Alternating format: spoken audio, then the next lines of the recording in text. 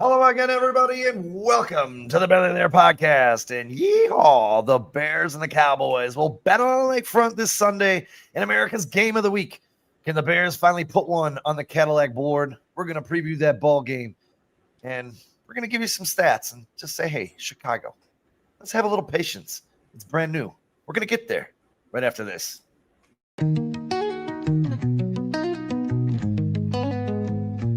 Windy City banners rocking 4 stars align. Dynasty dreams rise, Bulls in their prime. Cubs curse shattered, the victory divine. Fields be running, clock ticking on my timeline. Shot-town heroes, legends never fade. Black Hawks flying, cutting ice with the blade. White Sox diamonds, the South Side parade. 4 stars shine bright, legacies they made. Mike with the crown, air rain, no dispute. Sweetness in the backfield, Walter in pursuit. Bear down Sunday's midfield, battles cute. Chicago. Hello again, everybody, and we are live and back. How's everybody doing on this fine Wednesday in the suburbs of Chicago? Oh, you know what, dude? The weather's really, really nice outside. It almost feels like July. Got a promotion at work. My life's going pretty good, man. How about Kyle? How about you, buddy? Yeah, doing pretty good, man. Spent all day outside with my daughter today. Did some Bears research. I'm here with Sean, man. I'm Bears fans. RELAX. Relax. It's gonna get better. Yeah, it will. We got some interesting stats. I found some interesting stats from Monday to Wednesday that made me relax a lot more. Especially there was what was his name? Nugent. New York Times wrote a fantastic article on the progression of Caleb Williams and some of the things, and I took some things out of that article, some stats that he wrote in there. And number one, I mean, we can get into the Dallas preview in a second, and we can get into this like preview or patience a little bit. People from week 1 to week 2. His time to release against Minnesota was 3.31 seconds. When you get into last week against the Lions, what did it drop to? Because I know it dropped. It dropped to 2.96 seconds. And you're looking at the NFL average, that's 2.78 to 2.81 seconds. He's practicing his footwork. Things are getting a little better for him. And the one thing that I did take away from Ben Johnson and this football game was listening to him in his press conference this week. And he said this. I know it's a little small, so I'm just going to read it really quick. He said, "I did see significant growth." Johnson said, it's not perfect yet. There's still a number of plays where his eyes aren't quite in the right position, or we're holding the ball just a tick longer than what we're coaching. But I did see tremendous growth in terms of going through his progressions. There were a few times where he had to go to number 3 to his number 4 read, and he was trusting his feet and his footwork, and he was able to get there. I do think he got a lot better from week 1 to week 2. I'm encouraged by what I saw, and hopefully this will continue to take another leap here this week. And what's funny is Kyle, you and I kind of talked about that just a little bit. We were talking about how we did notice him going through those progressions last week, and he was – like it was making, he looked like he was making strides. And obviously, like Ben said, everything's not perfect, but it's going to get there. It's getting there. And since we were talking about this a little bit on Monday, what did you take away? What were your number one takeaways from week 1 to week 2, as far as seeing some progression, not only in the offense, but from number 18 under center? Yeah, I mean, exactly what Ben Johnson said. I mean, the first week of the season, it looked like if Caleb wasn't getting his first read open, he was just taking the check down every time. Caleb's hanging in that pocket a little bit longer against Detroit, and he's starting to look for his 3 and 4 read. And I think the more that the season goes on, the more you're going to see him do that. And he's doing it quickly. I mean, like you said, Sean, he's getting to his 3rd, 4 option, and the timing of release is getting faster. So obviously Caleb's starting to read the field quicker than he was in week 1. We all knew this was going to take time because we talked about this literally all offseason. I mean, there was probably 8 shows spent talking about how Bears fans need to temper expectations. There's going to be bumps in the road. This is going to look bad at times. It's going to look good at times. But at the end of the day, this season is about the development of Caleb Williams, right? And obviously, you guys, with the injuries on defense, this season's probably not going to be a great season for the Chicago Bears when it comes to the win-loss record, right? But the hope is that if you can fix some of those defensive deficiencies in the offseason, the offense going into 2026 will be a well-oiled machine, and the Bears will score a lot of points. So as long as Caleb looks better every single week, I'm happy. And I believe that Caleb had a better game in Detroit than he did in Minnesota. I agree. I will. You know what? We talked about this yesterday. And I can't remember if I was talking to you guys or talking to Jeff yesterday at River Street. But Tim Jenkins had a really good interview on 670 The Score yesterday on the Rahimi and Harris show. And he's like the quarterback guru, or at least one of them anyways. But, he's a pretty well-respected like quarterback evaluator, right, outside of the NFL. Yeah, I love And Tim he was Jenkins. saying that these generational talent, number one pick quarterbacks that come into the league, people have to understand this. In Pop Warner football, he wasn't coached at all. His talent level was so good, they just gave him the ball and he did whatever he did. Then you go to high school and they're probably still not very much because he's probably the best player on both sides of the field at any given moment, probably playing multiple positions. Then you now get him into Oklahoma and USC, and you got Lincoln Riley, who really doesn't script plays at all. Now you go to the Bears, where you have a guy who is a offensive genius, maybe almost too smart, because I think he really wants 60 scripted plays. Maybe not in a row, but he wants 60 plays in the bank up here for Caleb. I don't think he's doing that right now. I think he's maybe doing 20 to 30 plays, and then the rest, when situations arise, he's giving him a play that is in the playbook, but Caleb's not 100% familiar with it because, I mean, guys, if you or I tried to consume 60 plays all at once and then go play a game of football, we'd get murdered, right? Now, I know he's been playing football for a long time, but this is a different brand of football than he has ever played in his entire life. We have to, like you guys said, give him just a little bit of time. He is getting better. I have seen a couple of times when you go to 1, 2, and then back to 1, which I think might be like reverting back to his old ways. I even also saw a couple of times when he went through all 4 and then went through another 1, 2. So I think the good news is I think the offensive line is giving him time, which is very important. I think that's much improved. I'd like to see them improve in the run game a little bit. But in the passing protection, I think they're pretty good. And Caleb is learning the offense. This is basically his rookie year. He really didn't get coached. To me, it is.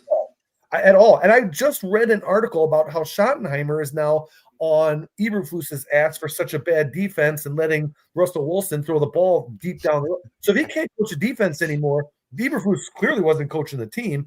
Half the team and coaching staff left midway through the season. Now this kid has like nobody to talk to or learn from. And now we all expect him to just, run forward and get, 6 touchdowns a game, whatever. I don't think it's realistic. I think, coming up against a really bad secondary, maybe he still only has 2 touchdowns and 220 yards. Not that stellar.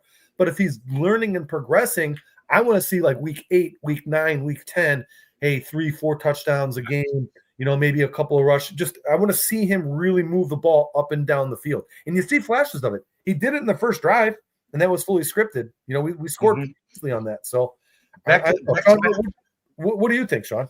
Back-to-back opening drives against Minnesota and Detroit. Yeah. They were able to score. And I pulled up that article. It was Ted Nugent. He wrote a fantastic article, New York Times. You can find it on The Athletic today, breaking down some things about Caleb Williams. Really quick, what's up, Flex Diggs? What's up, Dustin? What's up, Swaggy? Who else? Patty L's in the house. Thank you all for joining us. Turd Ferguson, absolutely. You're not a turd, Phil. It's Phil and Turd. Sorry, buddy. And we got Big T. We got Lindsay that just jumped in, man. Thank y'all for joining us this afternoon. One of the things I took out of that article is Caleb Williams only played 4 plays outside of structure against the Lions. Every other play he executed within the pocket and made high-level throws. And if you go in there, he was sacked 4 times. Williams stayed in the pocket and got through his progressions. He was sacked 4 times. 2 of those sacks were not on him. 2 of them were protection breakdowns, 1 by DeAndre Swift, and 1 we can all remember very fondly was that amazing spin move by Aiden Hutchinson that just collapsed the pocket right into Caleb Williams' lap. That's Aiden Hutchinson doing what Aiden Hutchinson does. Yeah. Those things are going to happen, but for me, I liked what I saw. He had a problem against Minnesota making the layups, and we talked about that. And then you see against Detroit, he missed a couple of layups, but he was hitting those as well, and especially in the first half. You know, I just the cycle of instant gratification, and they want him to come out and be, Joe Burrow or Pat Mahomes, and people forget the Pat Mahomes of the world sat on the bench behind Alex Smith for some time. He got to learn. He didn't have 4 head coaches and 17 million offensive coordinators and 50 people in his ear that, what's this guy saying? It's a huge different scenario. But then when you look at what's happening this year, and you look at the Jaden Daniels, you look at the Bo Nix, you look at Michael Penix doesn't really count because he started, towards the last couple of games of the year. I think he's only played 5 games, something like that, as a quarterback. So, but if you look at Bo Nix and you look at Jaden Daniels, and you were to strip their names off, and you were to put Caleb Williams' numbers in between, right on the board next to those guys, their numbers are eerily similar, next to guys who are in the same systems, playing with the same head coaches, the same coordinators. So that should wake everybody up and say, hey, man, maybe we really do have something special here in number 18, and it's just going to take some time. You know what I mean? All this should have been done last year. Absolutely. Yeah. Absolutely. And Kyle, let me ask you this. Do you think that, like Jay just said, if this stuff was done last year, say Ben Johnson was here last year, how far in advance do you think he would be of a Bo Nix or a Jaden Daniels? Well, to be honest with you, Sean, I mean, Ben Johnson wasn't here last year, and if, like you said, if you look at the numbers, they're pretty similar. I think Caleb Williams is right in line with the guys that we're talking about. I mean, he might end up having better stats than C.J. Stroud by the end of the season. At the end of the day, guys, it comes down to 2 things. One, your offensive line. I mean, you guys see how guys like Joe Burrow and C.J. Stroud have played this year. That is not their fault. It's because they're not protected. And the second, the timing of the offense is just not working because the offensive line collapses in less than a second. The Bears were dealing with some of that early. Now, I expect this offensive line to get better as the season goes on. But, Sean, if the Bears were winning, and I truly believe this in my heart, if the Bears were winning, people would be talking about how amazing Caleb Williams looked. If the Bears scored that same 24 points against Minnesota and the same 21 points against Detroit, but they only allowed 17 in both those games and they were 2-0, people would be talking about how Caleb Williams is the future of the Chicago Bears. The problem with the Bears and Bears fans and the media in totality is everybody's just focused on the win-loss record. We've talked about this 1,000 times, guys. It doesn't matter how good Caleb Williams plays. If the other team scores 52 points, you're not going to win the game. It doesn't matter. Caleb Williams could have had 350 yards and 4 touchdowns. And if you lose 52-47, they're still going to find ways to criticize Caleb Williams. Yeah. You can see the progression. I mean, and you're not even talking about the progression with Ben Johnson. You could see, if you go look at Caleb Williams' numbers in his first 2 games last year and look at his numbers in the first 2 games this year. He's a different player. He's already learned. And to me, that's astonishing because we all know that Ben Johnson said coming into this season, I don't think there's anything he could take from the previous coaching staff and carry into the season, but obviously he has. And I think it's just the timing of the NFL in general. He's getting used to playing at a much higher speed than he was in college. Caleb Williams, to me, looks like at some point this season, like Jason said, maybe week 7, 8, 9, he could be the saving grace for the Chicago Bears because I just don't see any way, shape, or form in how this defense gets better, especially now that we're hearing that Kyler Gordon, TJ Edwards, and Jalen Johnson are probably not all going to be here until week 6, and Jalen Johnson might not be here for the rest of the season. So the defense is going to be hard-pressed to get better. And, Sean, you mentioned this on Monday's show. I just don't think that the defense has the roster that fits Dennis Allen's scheme. So it's going to be, like, I know somebody said in the comments, here we are talking about the offseason already. No, you guys, we talked about this in the offseason prior to the season starting. When Dennis Allen was in New Orleans, it took him 2 years to get his guys in there and to turn that defense into one of the best defenses in the NFL. It's probably going to be the same thing here in Chicago. But your hope is that Caleb Williams continues to develop under Ben Johnson, which we're seeing. We're seeing that in the flesh right now as we watch the Bears. And eventually you can start outscoring some of these teams, right? Especially teams like the Dallas Cowboys. Now, listen, it's tough for me to come on here and pick the Chicago Bears to win this game, but this is a good matchup for the Bears. It really is. It's a really good matchup for the Bears because the Cowboys allow a ton of points. And the only way the Bears can win games right now is by scoring a ton of points. That's the only way they can win these games. So this is really good. And I expect, like Jason said, I expect Caleb to take a big leap forward in this game. I think he's going to look. And you guys, correct me if you think I'm wrong, and we can get in this conversation later on, but did the Bears have to respond? If they don't respond in this game, this is gut check. This is gut check time. I just actually wrote my preview for the Dallas Chicago Bears game this afternoon, and the title is showdown on the lakefront. It's gut check time for the Yeah. Chicago Bears. And If we lose, it 100%. better be 42-38. Exactly. You know what I mean? Yes. At least have there's no moral victories, but at least have something you feel good about coming out of this And game. this was Because there was nothing in that Detroit game to Which is feel a good good, about. I want Corey Taylor to be like, not even tie his shoes. You know what I This mean? is a good point for flex sticks here.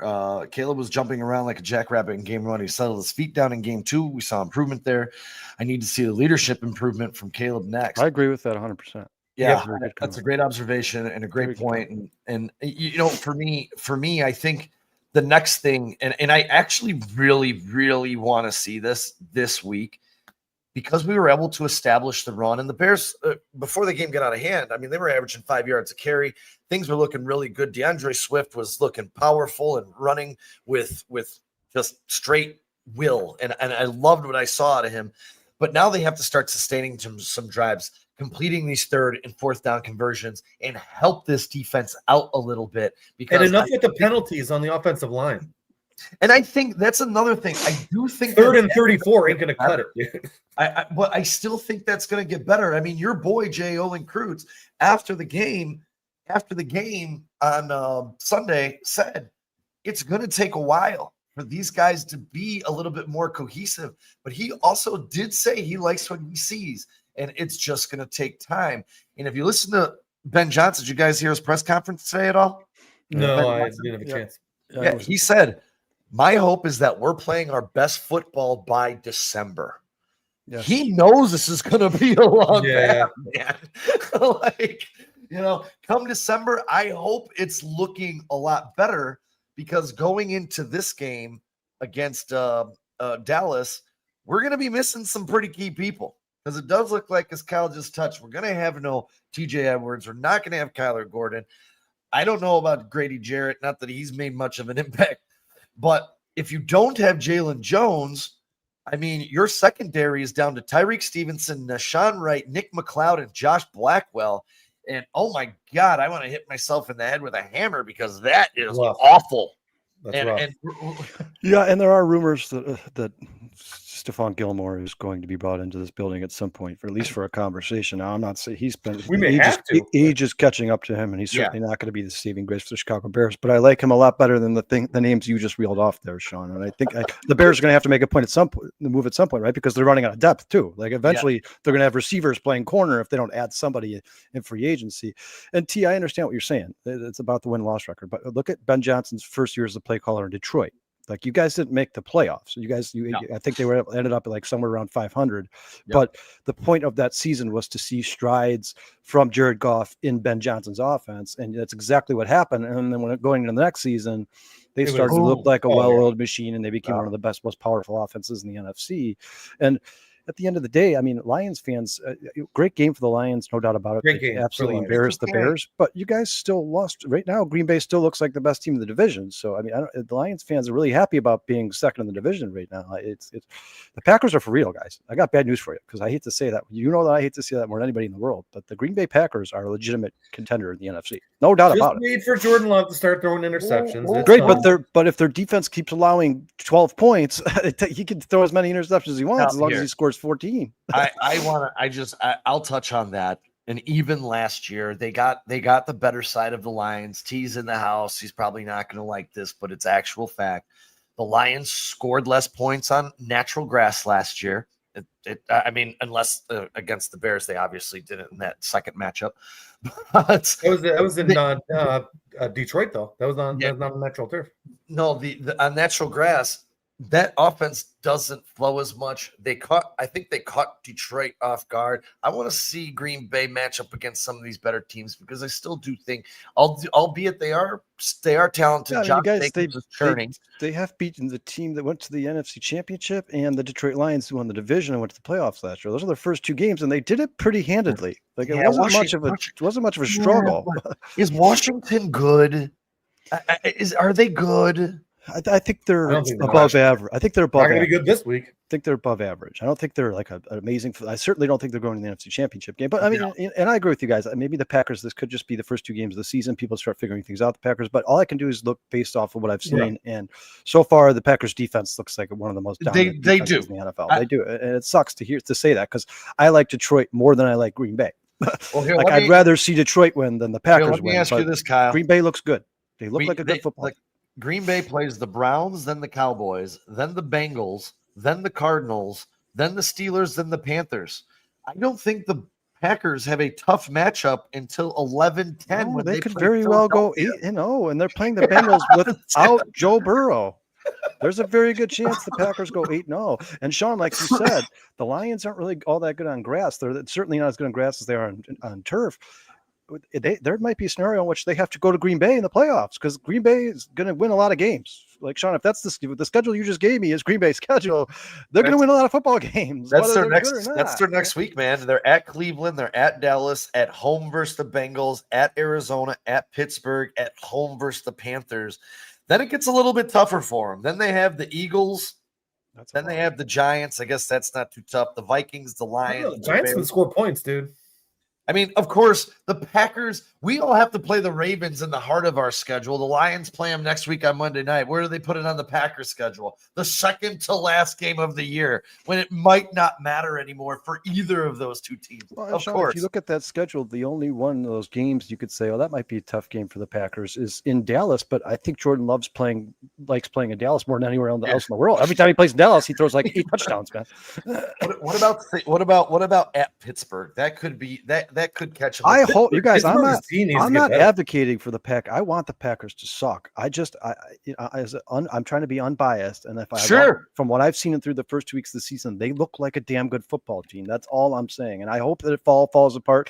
And Jason, I hope he throws 58 picks this season. It sets the NFL record. But right now, that team looks damn good. Legs walking up the stairs to go to bed. As much as I hate the Packers, Matt LaFleur is a damn good coach. He really is. He just is, man. He's a damn good football coach. And I think they have the roster there that he needs to be a competitive team in the NFC and possibly win the NFC North. Yeah.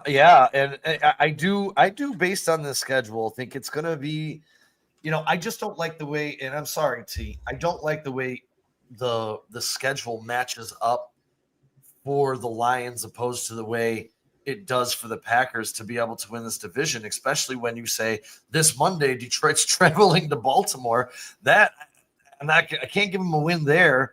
And then after that, I guess they catch a break because there is no Joe Burrow for the Bengals, but then they have to go play at Kansas City. They have to play the Buccaneers. So in 3 of their next 6 games are against really good teams. I'm not saying Detroit can't win those games, but the way the Packers' schedule is lined up, it lines up very fashionable for them to win this division. Yeah, and win it handily. Just being logical and having a brain in your head as a football fan, if you look at those 2 schedules, you expect the Packers to come out with a better record than the Lions through the first 10 games of the season. Lions will still be right there, though. It's not like the for Lions sure. You guys, I hope the Lions. Right. I know the Bears are going to win the division, right? So I hope it's the Lions. Me too. If it's Green Bay, we're never going to hear the end of it from all of these Packers fans. We'll never hear the end of it. So I hope your Lions keep pounding. Our fingers are crossed for you, buddy. We're rooting for you. And they pounce on the Packers. I just don't see that happening with that schedule that Sean just gave. And you guys, I picked Green Bay to make the playoffs before the season started, and I didn't even look at the schedule. I just think they're just a good, well-coached football team. I picked them with 10 wins. I think that's starting to get closer to 11, 12, 13. Yeah, and when if we kick it back to the Caleb Williams conversation and we talk about the progression that we saw in him, and then this again goes back to the Nugent article in the New York Times today, and I think we kind of talked about this too, Kyle. So this just didn't generally come from that article, but that blitz pickup on that Roma Dunze, that Roma Dunze play, and Ben Johnson talked about it in this press conference too. It was a combination of him picking up the blitz, the line holding up, and broken coverage. All of those 3 magical things happened at the same time. But that leads to explosive plays, right? And that's what happened. It led to a nice touchdown for Roma Dunze. It was the ball on time, the line holding up, and hopefully we can see more of that, especially this week against Dallas, because much like the Chicago Bears, Dallas isn't getting into the backfield either. So, and they they have. I think they have 4 sacks. We have 3. So I mean, Yeah. it's not like there's some huge deficiency between the Bears and the. You know what? And that's what happens when you trade one of the best pass rushers in the NFL. You should expect for your pass rush numbers to go down. Sean, at the end of Sean, first, let me ask you a question, Sean. And I loved the Ben Johnson interview because you could tell that there's some intensity there, and he's pissed off. I mean, if you watch those interviews, both of them on Tuesday and Wednesday, both those press conferences, he's pissed off, no doubt about it. It's not a question. And he calls the team out and says, "The people who practice the hardest are the people playing. I don't give a shit anymore. I'm done with this. You came into the season as a starter. You're the highest paid player." He's done with it. Whoever practices the hardest is going to be on. Colston Loveland's going to be on the field a lot. I can tell you that. I can almost guarantee. Maybe the one thing I did not like that Ben Johnson said. One thing, Sean, and this might be the only thing he's said since he got here that I didn't. He said, "We are not practicing like a championship caliber." All right, well, Ben, that's your job, bro. That's your job, dude. Maybe he's saying that we're trying to, but the players aren't. Maybe that's a not. That could be. Yeah, but who's got to motivate them to try harder, right? Like the only guy who can do that is Dennis Allen and Ben Johnson. Like if they're not practicing like a championship caliber team, then you need to start making them practice like a championship caliber team.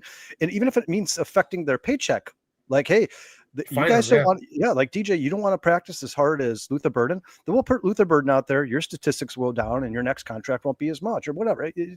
Any player you want to choose, but I mean, at the end of the day, you guys, if the Bears want to be at some point start to look like a champion caliber team towards the end of the season, start to look like everything's working and the systems are starting to be implemented and everybody's starting to get a grasp of things, practice is 101. You got to practice harder than everybody else. That's 100%. That's what the Eagles do. That's what the Chiefs do. That's what the Lions do. If you want to be a good team, you have to make sure these guys are practicing hard every single day, every single rep, every single play.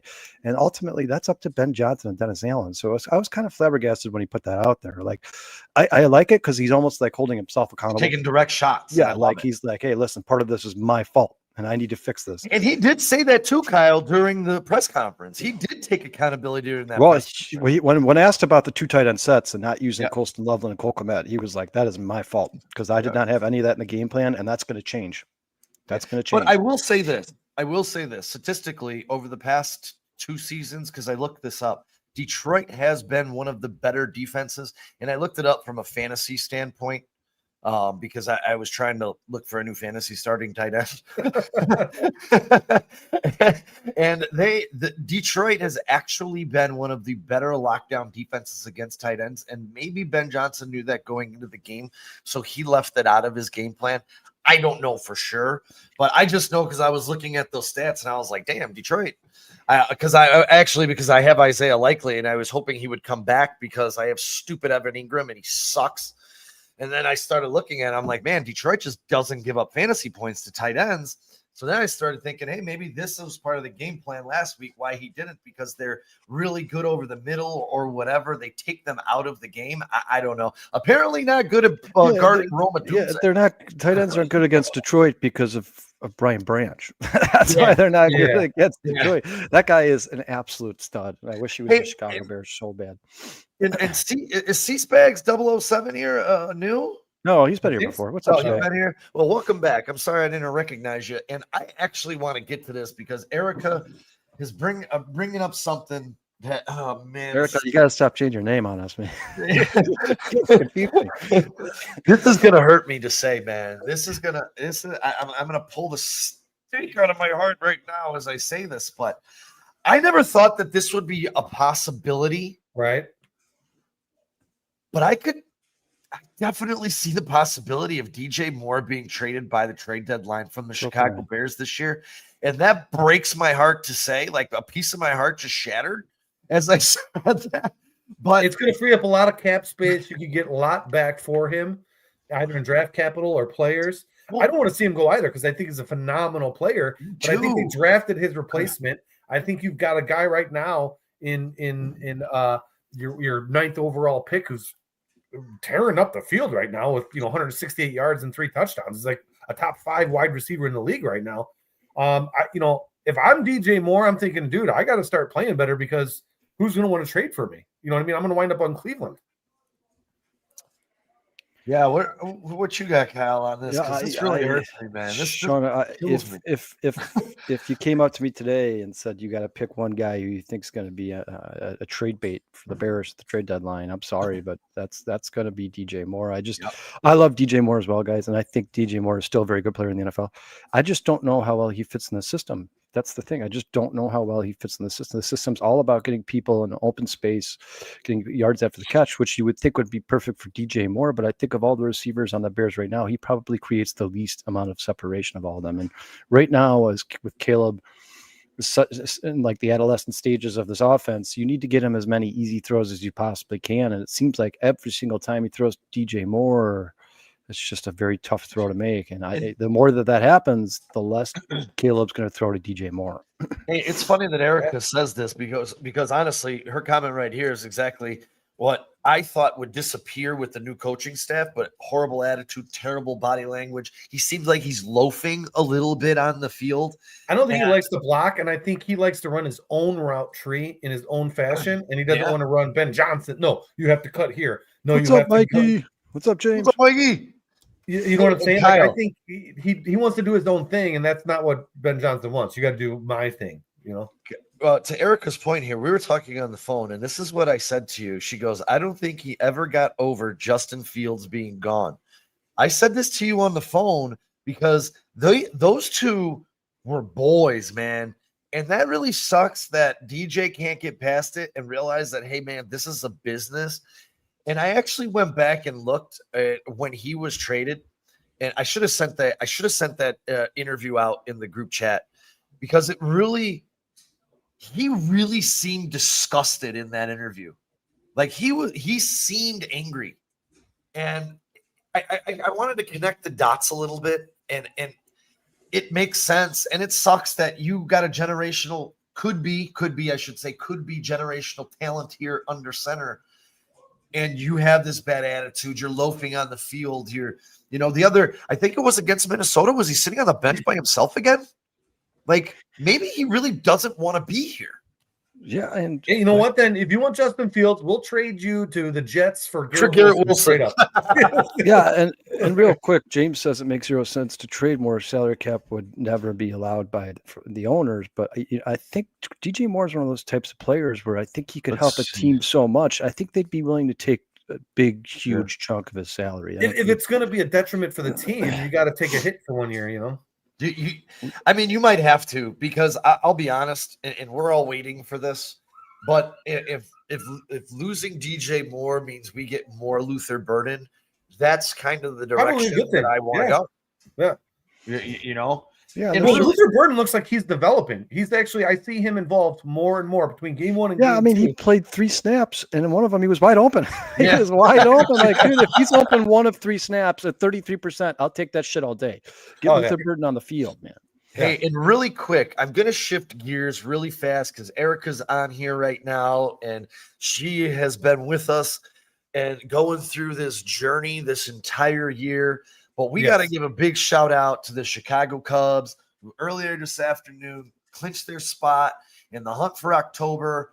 I am very happy of the Northsiders. They got a lot of work to do to make it a World Series championship team.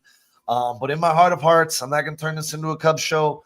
I do think that they can beat San Diego and bring on Milwaukee because I think we can kick their ass too. So let's go. And they've played very well lately, and that's without their best players. So the Cubs might be coming back to true form here a little bit. Yeah. So I had to get that out. I've been happy about that all day, man. And Erica, we got postseason baseball to watch, girl. Let's go. Hell yeah. I'm so excited. And I mean, all they got to do is hold on in these last 11 games, and they get all 3 games at Wrigley Field. Man, let's go. The first 3. I think it's the first 3 at Wrigley, right? Because they'd be number 1 seed for the number 1 wild card. Yeah, and it is their first playoff berth since 2020, but their first full season berth since 2018. So now that we've talked about Caleb Williams and Ben Johnson and his pressers, and what are some of the things you guys liked in that Cowboys game or that Lions game outside of Caleb Williams? I mean, Sean, you brought up DeAndre Swift and how hard I mean, he was definitely running. That's the hardest I've ever seen DeAndre Yeah. Swift run on the Chicago Bears. There's two people on the Chicago Bears right now that I know for a fact.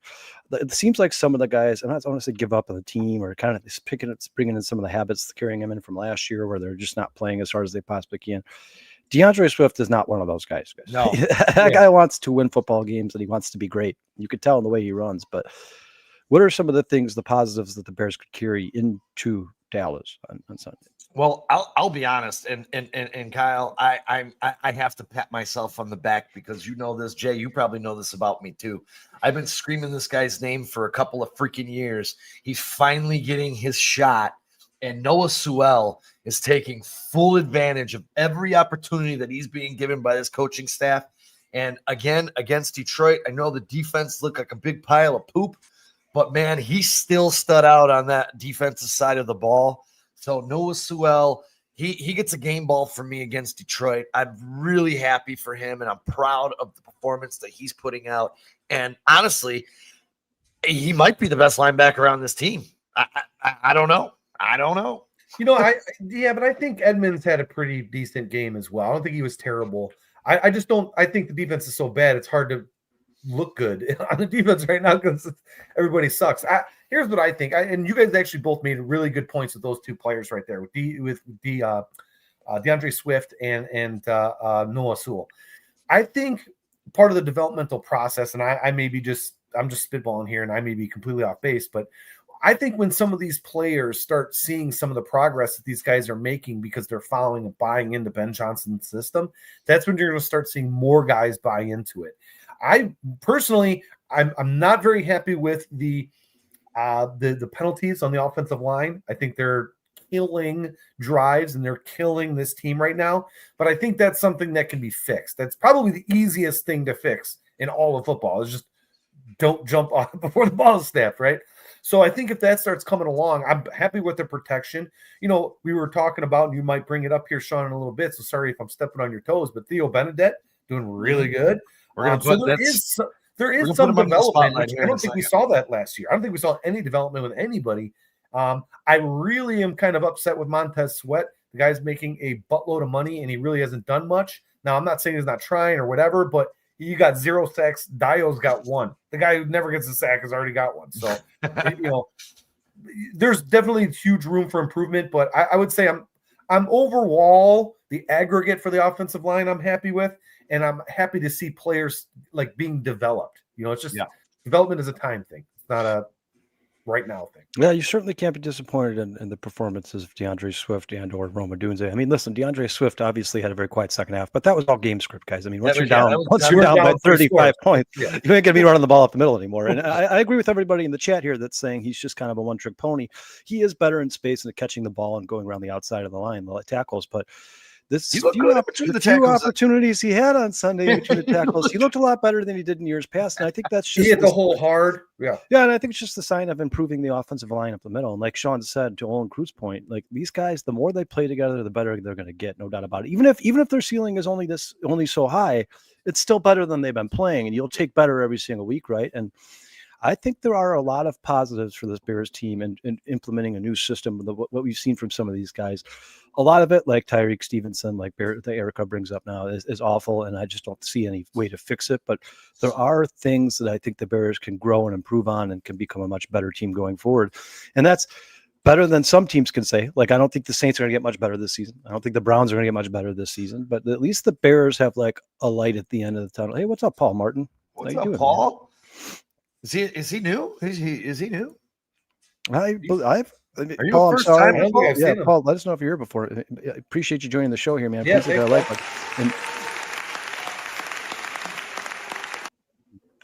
and Paul says that many of Pohl's undrafted free agents have looked better than his draft picks. Sanborn, Bagent, Blackwell, Benedette. Yeah, that's like a catch-22, right? Because you love the fact that he's one of the only GMs who can find talent after the draft. Draft. It's kind of disheartening. Yeah, and I do expect some of his draft picks. Like, I think Briscoe's had a rough start to the season, guys, and I expect it to look more like he did the last couple of years. And I know he's adjusting to this new system, and Sean, you're right. He's not great in coverage. He's not, but I still find a place for Briscoe on this defense. I also believe, and I want to bring this up because The Bears are so short on the defensive side of the ball right now, especially in the second with all these injuries that Sean talked about a lot in the offseason that Ruben Hippolyte could become kind of like a Brian Branch type player where he almost plays corner, outside linebacker, nickel. I think you're going to start to see more and more of that. You might have to. Yeah, I think that it's going to take it out of their hand, right? Like you really don't have an option. Like they're like, hey, we need somebody fast to cover. By default, that's Ruben. You're the guy. Yeah, like, dude, you're it. You got to be it. Hey, I'm old and really slow, but I'll play, guys. Give me a call. I'll be in. I mean, you guys, they gotta find corners somewhere because you can't go into the game with 4 healthy corners. That's not possible. No. What if one of them gets hurt? Then you got 3. And what if it's everybody spread out wide? Then you need 4 corners. The game's over at that point. You got some tough receivers coming up, man. Can you imagine what Jamar Chase is going to do to the secondary in a couple weeks? We'll see what a full game plan that you can game plan against Browning. I'm not sure Browning is as good as he played. I like Browning a lot. I think it was funny because I would be absolutely mind blown if Jake Browning is not making a ton of money starting for another NFL team next year. Probably. I would be absolutely. I mean, they could trade him this season. Obviously now they can't, but they could have traded him this season for probably a 2nd or 3rd round pick, guys. I mean, could you see him being the quarterback for the Saints next year? I mean, I wouldn't put it. The guy looks. And people are gonna bring up the 3 picks. I understand it. That can't happen. Obviously, the guys have played a lot of football, so you got to give him some time to kind of get acclimated in the NFL again. But Jake Browning and the time. As a matter of fact, you know what sucks about playing against? I'm playing Jamar Chase this week in fantasy. I think he's better with Jake Browning, dude. Every time he's been placed with Jake Browning, he has 150 yards and 3 touchdowns. I'm like, damn it. I was going to say, he peppered him with freaking targets, dude. Yeah, every time he plays with Jake Browning, he has the best games of the season. I'm like, absolutely. I think that Jamar Chase could beat my fantasy team by himself this week, and it scares the shit out of me because I don't know, guys. There's no way in hell that if you watch what he's done in the NFL so far, that this guy should be a backup. It's just ridiculous. I mean, he's better than I could say. He's probably better than at least 20% of the starting quarterbacks in the NFL right now. There's always 2 or 3 new starting quarterbacks every year. So yeah, in 2023, he played 9 games. He was attempted 243 passes, completed 171 for 2,000 yards, 8 yards a pass, 12 touchdowns and 7 picks overall in his career. 14 touchdowns, 10 picks. But he's got a quarterback rating of 95.1 and a 70% completion rating.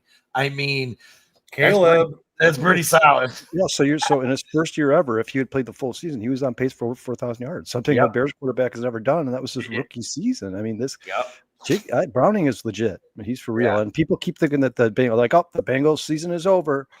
I don't know about that. I don't know about that. I picked him up in Bills League as my backup to Baker Mayfield this week. I don't know if the Bengals season is over. As a matter of fact, I could make an argument that Browning has more mobility than Burrow had. 100%. Even though Burrow is a much better quarterback, that's better for this team because their offensive line is atrocious. Yeah, and you're right, Mikey. Here, Nashon and Tyreek, man, they've gotten cooked so far this season. Yeah, you guys, let's talk about these matchups, Sean. What do you see from? What do you think CeeDee Lamb and George Pickens are going to do against the Bears on Sunday? Oh my God, I'm glad I have. I'm glad I don't have CeeDee Lamb, but I have George Pickens in 2 of my 3 leagues, and I will be starting him this week versus this secondary. That's for gosh darn sure. I hate to do it because it's the Bears, but we just gave up 200-yard receivers last week, and if the Bears don't get pressure and they allow Dak Prescott to sit in a clean pocket, he is going to pick this team apart. And I hate to say, even if you're not getting the ball to Lamb and you're not getting the ball to Pickens, Ferguson and Tolbert are both pretty good as well. I mean, there's a lot of weapons on this down. The Bears this week before this season, Sean, when we were talking about the Cowboys with Dustin and on the Monday show, people were saying the Cowboys were going to be terrible. I'm like, guys, the Cowboys are going to score a lot of points. Yeah, they just can't stop. They'll score. They'll score you. That's how they're going to win any game. And that's what they're going to have to do for the rest of the season. And you know what? I don't think the Cowboys' defense is ever going to be great, but I bet you Matt Eberflus makes them a lot better than they've looked the last 2 weeks. I bet you they get better as the season goes on because as much as I don't like Matt Eberflus and I think he's a terrible coach, I still think he's a pretty damn good defensive coordinator. And I think sooner or later that team will start playing better. Remember, guys, they are missing their corners as well. Yeah. This secondary. So the Bears have given up 79 points. Dallas has given up 61. it's not like they're the shiny quarter on defense themselves. I mean, they are allowing a lot of points. Their secondary is atrocious. They're leaving clean pockets. And I mean, my final prediction in the preview that I wrote, I have this game almost at 60 points, and that might be low. I think it's going to be like 34-31. I have my final. I think the Bears throw at least 40 times this year. I had my final, and I'll bust it out since you get. I did my final and my write up at 31-28, and I am taking the Bears and Ben Johnson to get his first win of the season. I feel like if I'm looking at this matchup as a whole, and these Bears defenders on the front seven come to actually play football, I think they're more talented than the defensive side of the ball for Dallas. And I do believe that they can maybe get a couple of stops because they did against Detroit. I mean, Detroit was 3 for 7 in their first 7 drives. So they were able to force some 3-and-outs against them. I think they can do the same against I think they can do the same against Dallas. I think maybe they could force a turnover, maybe get a couple of sacks. That would be nice. But damn good offensive line. I mean, I know the Giants got sacked, but the Giants have a much better defensive line than the isn't the Cowboys, and I forgot to look at this, isn't their left tackle out for the year? Yeah, I believe so. Yeah, he is. Yeah. So it happened right before the season too. So they Yeah. didn't have much time for a contingency plan. Like he was knocked out like right before the season started. Yeah, and guys, real quick, Paul Martin has joined the show. He says, what's frustrating is the Bears aren't going to face many upper tier secondaries this season. Can they take advantage?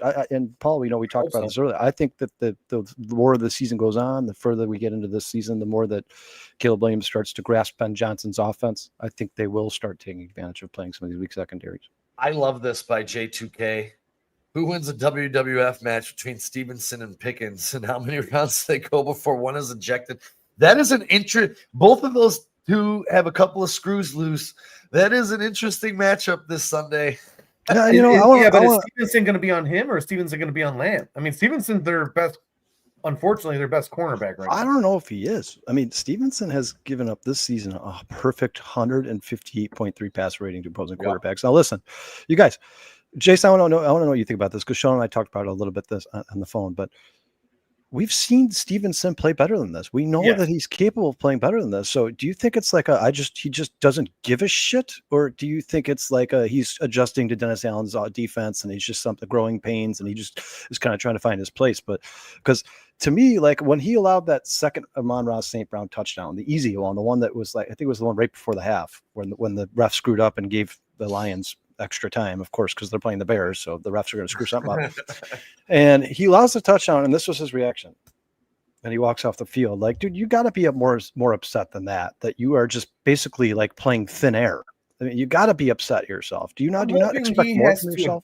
I'm hoping it's because he has to adjust. When you're a player that's used to like being brash and out there and just speaking out and doing, stupid things like that because you're not thinking, and now you're forced to think about your actions, there's probably going to be a learning curve to get back into, hey, my mindset is now just all football. So I'm hoping that's what it is, dude. But I don't know. I think he's raw talent and not, too cerebral. So hopefully he's learning that cerebral part of the game and learning how to trash talk properly. Trash talk is not bad, by the way. It can be a very effective tool, especially against a wide receiver. If you're locking him down all day, I'm on you all the time. You can't catch anything. That can start to get in other players' heads. I think when he gets into shoving and doing things that maybe, you get pushed and then he pushes last, you're going to get the penalty. So he's got to eliminate that stuff. I hope it's just that. But, man, this secondary is so porous.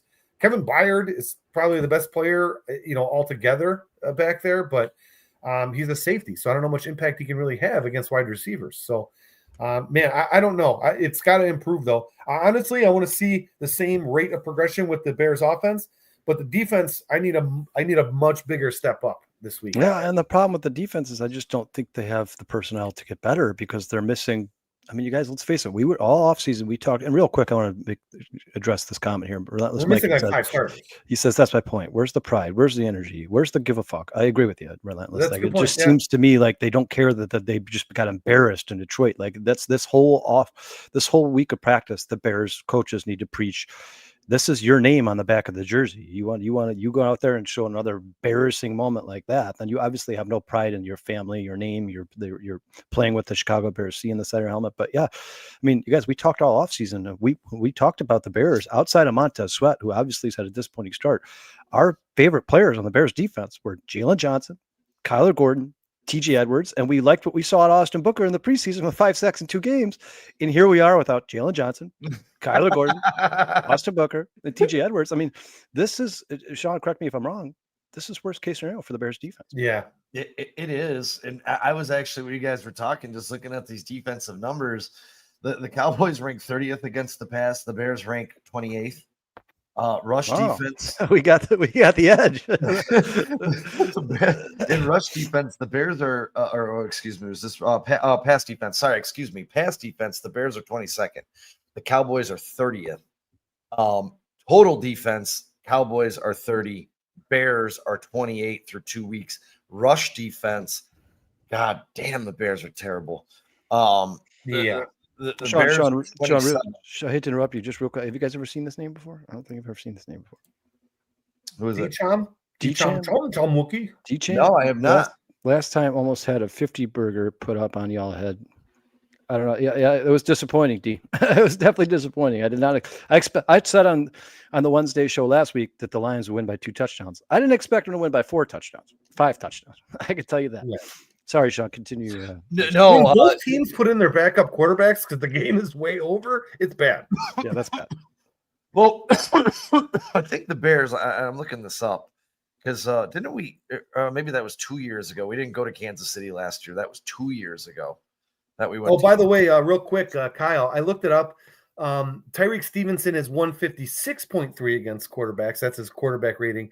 The Dallas, though, does have Trayvon Diggs, who is giving up a perfect quarterback rating of 158.3 So Yeah, you know if what? the Bears can't score against Dallas, it's a big problem. Yeah, what the hell happened to Trayvon Diggs? I don't know. He's not What good. the hell? I think Trayvon Diggs honestly was a product of a good defensive front, and he happened to got be some lucky picks or something Yes, like that. because dude, what did he have? 11 interceptions, 12. That doesn't happen in the NFL. Well, and you know what's funny is when he was playing well and when he was getting those picks, I was telling Dallas fans at the bar, I was like, guys, listen, like he got those 2 interceptions, but he also gave up 138 yards and 2 touchdowns. Like, Yeah. if the interceptions ever stop coming, he's going to be just a giving bad up on player. him. Who's the other guy? Who's the other guy that's out for Dallas? He's the better corner. He's the good corner. Oh yeah, I He can't didn't remember practice his name. today. What's his name? Yeah, keep putting him out because I'll tell you this right now. Trayvon Diggs had 11 interceptions in 2021. Over his past 3 years, he has 5. Yeah, and when he's not getting interceptions, he sucks. Yeah, it's a He is product. not It's good. I think that that Dallas defense a couple of years ago was really good, and that's exactly the formula to win this game because you know you're going to give up points. CeeDee Lamb's going to get his. He does against everybody. He's one of the best at the wide receiver position in the NFL. George Pickens is pretty good. They're going to get theirs, but you have to do what you did to Detroit in the first half. Throw them off kilter, get a couple 3-and-outs, sustain some drives, work the clock. Hopefully you can get DeAndre Swift, you guys hard. Khair Elam has given up the most yards. He's the other active DB right now on Dallas. Yeah, he's given up the most yards in all of NFL. This is not a good injury report for them either, guys. This is not a good injury report. I did see today, though. Duron Bland is not going to play. He's not practicing today. That is their best corner. Overshawn is out. Cooper Beebe is now on injured reserve, so their center's out. They're one of their best linebackers is out. Trayvon Diggs was questionable today. He did not practice today. Tyler Guyton did not practice today. Their offensive tackle. And Kevon Turpin was listed as a limited participant, and Turpin's not really good. So that injury report's not really good for the Cowboys either. Those are some important players that the Cowboys are missing. You're missing your center and your tackle. The Bears might get a sack. I have to go look at this over on DraftKings right now because I'm going to be honest. That seems like $100 bet easy, the over. If it's anywhere around 55, I think they're going to smoke that, dude. Look at Mike. A tale of 2 non-secondary. I will. Somebody in the chat said earlier, the good news is if the Bears defense sucks this year, Caleb's going to get to throw the ball a lot. He's going to get better. If the defense continues to play the way it's played, guys, Caleb is going to be a 4,000-yard passer in the NFL because he's No, going to 100%. throw He's a going to lot. throw, 60 times lot. a game. Yeah. a lot, which is what's nothing. We didn't want to see that. We talked about that going into the season. We never want to see Caleb throw 50, 60 times a game, but if this is how the game scripts continue to go, you might have an option. I mean, you can't run the ball on 3rd and 6 when you're down by 30 points. Hey guys, You know what? It's a good point though, because maybe that helps along his development. We're going to lose anyways, but at least he's getting the reps. Yeah, he's definitely getting reps. He's definitely going to be getting reps for sure. No doubt. The over under is 50 in this Bears game too. That's like.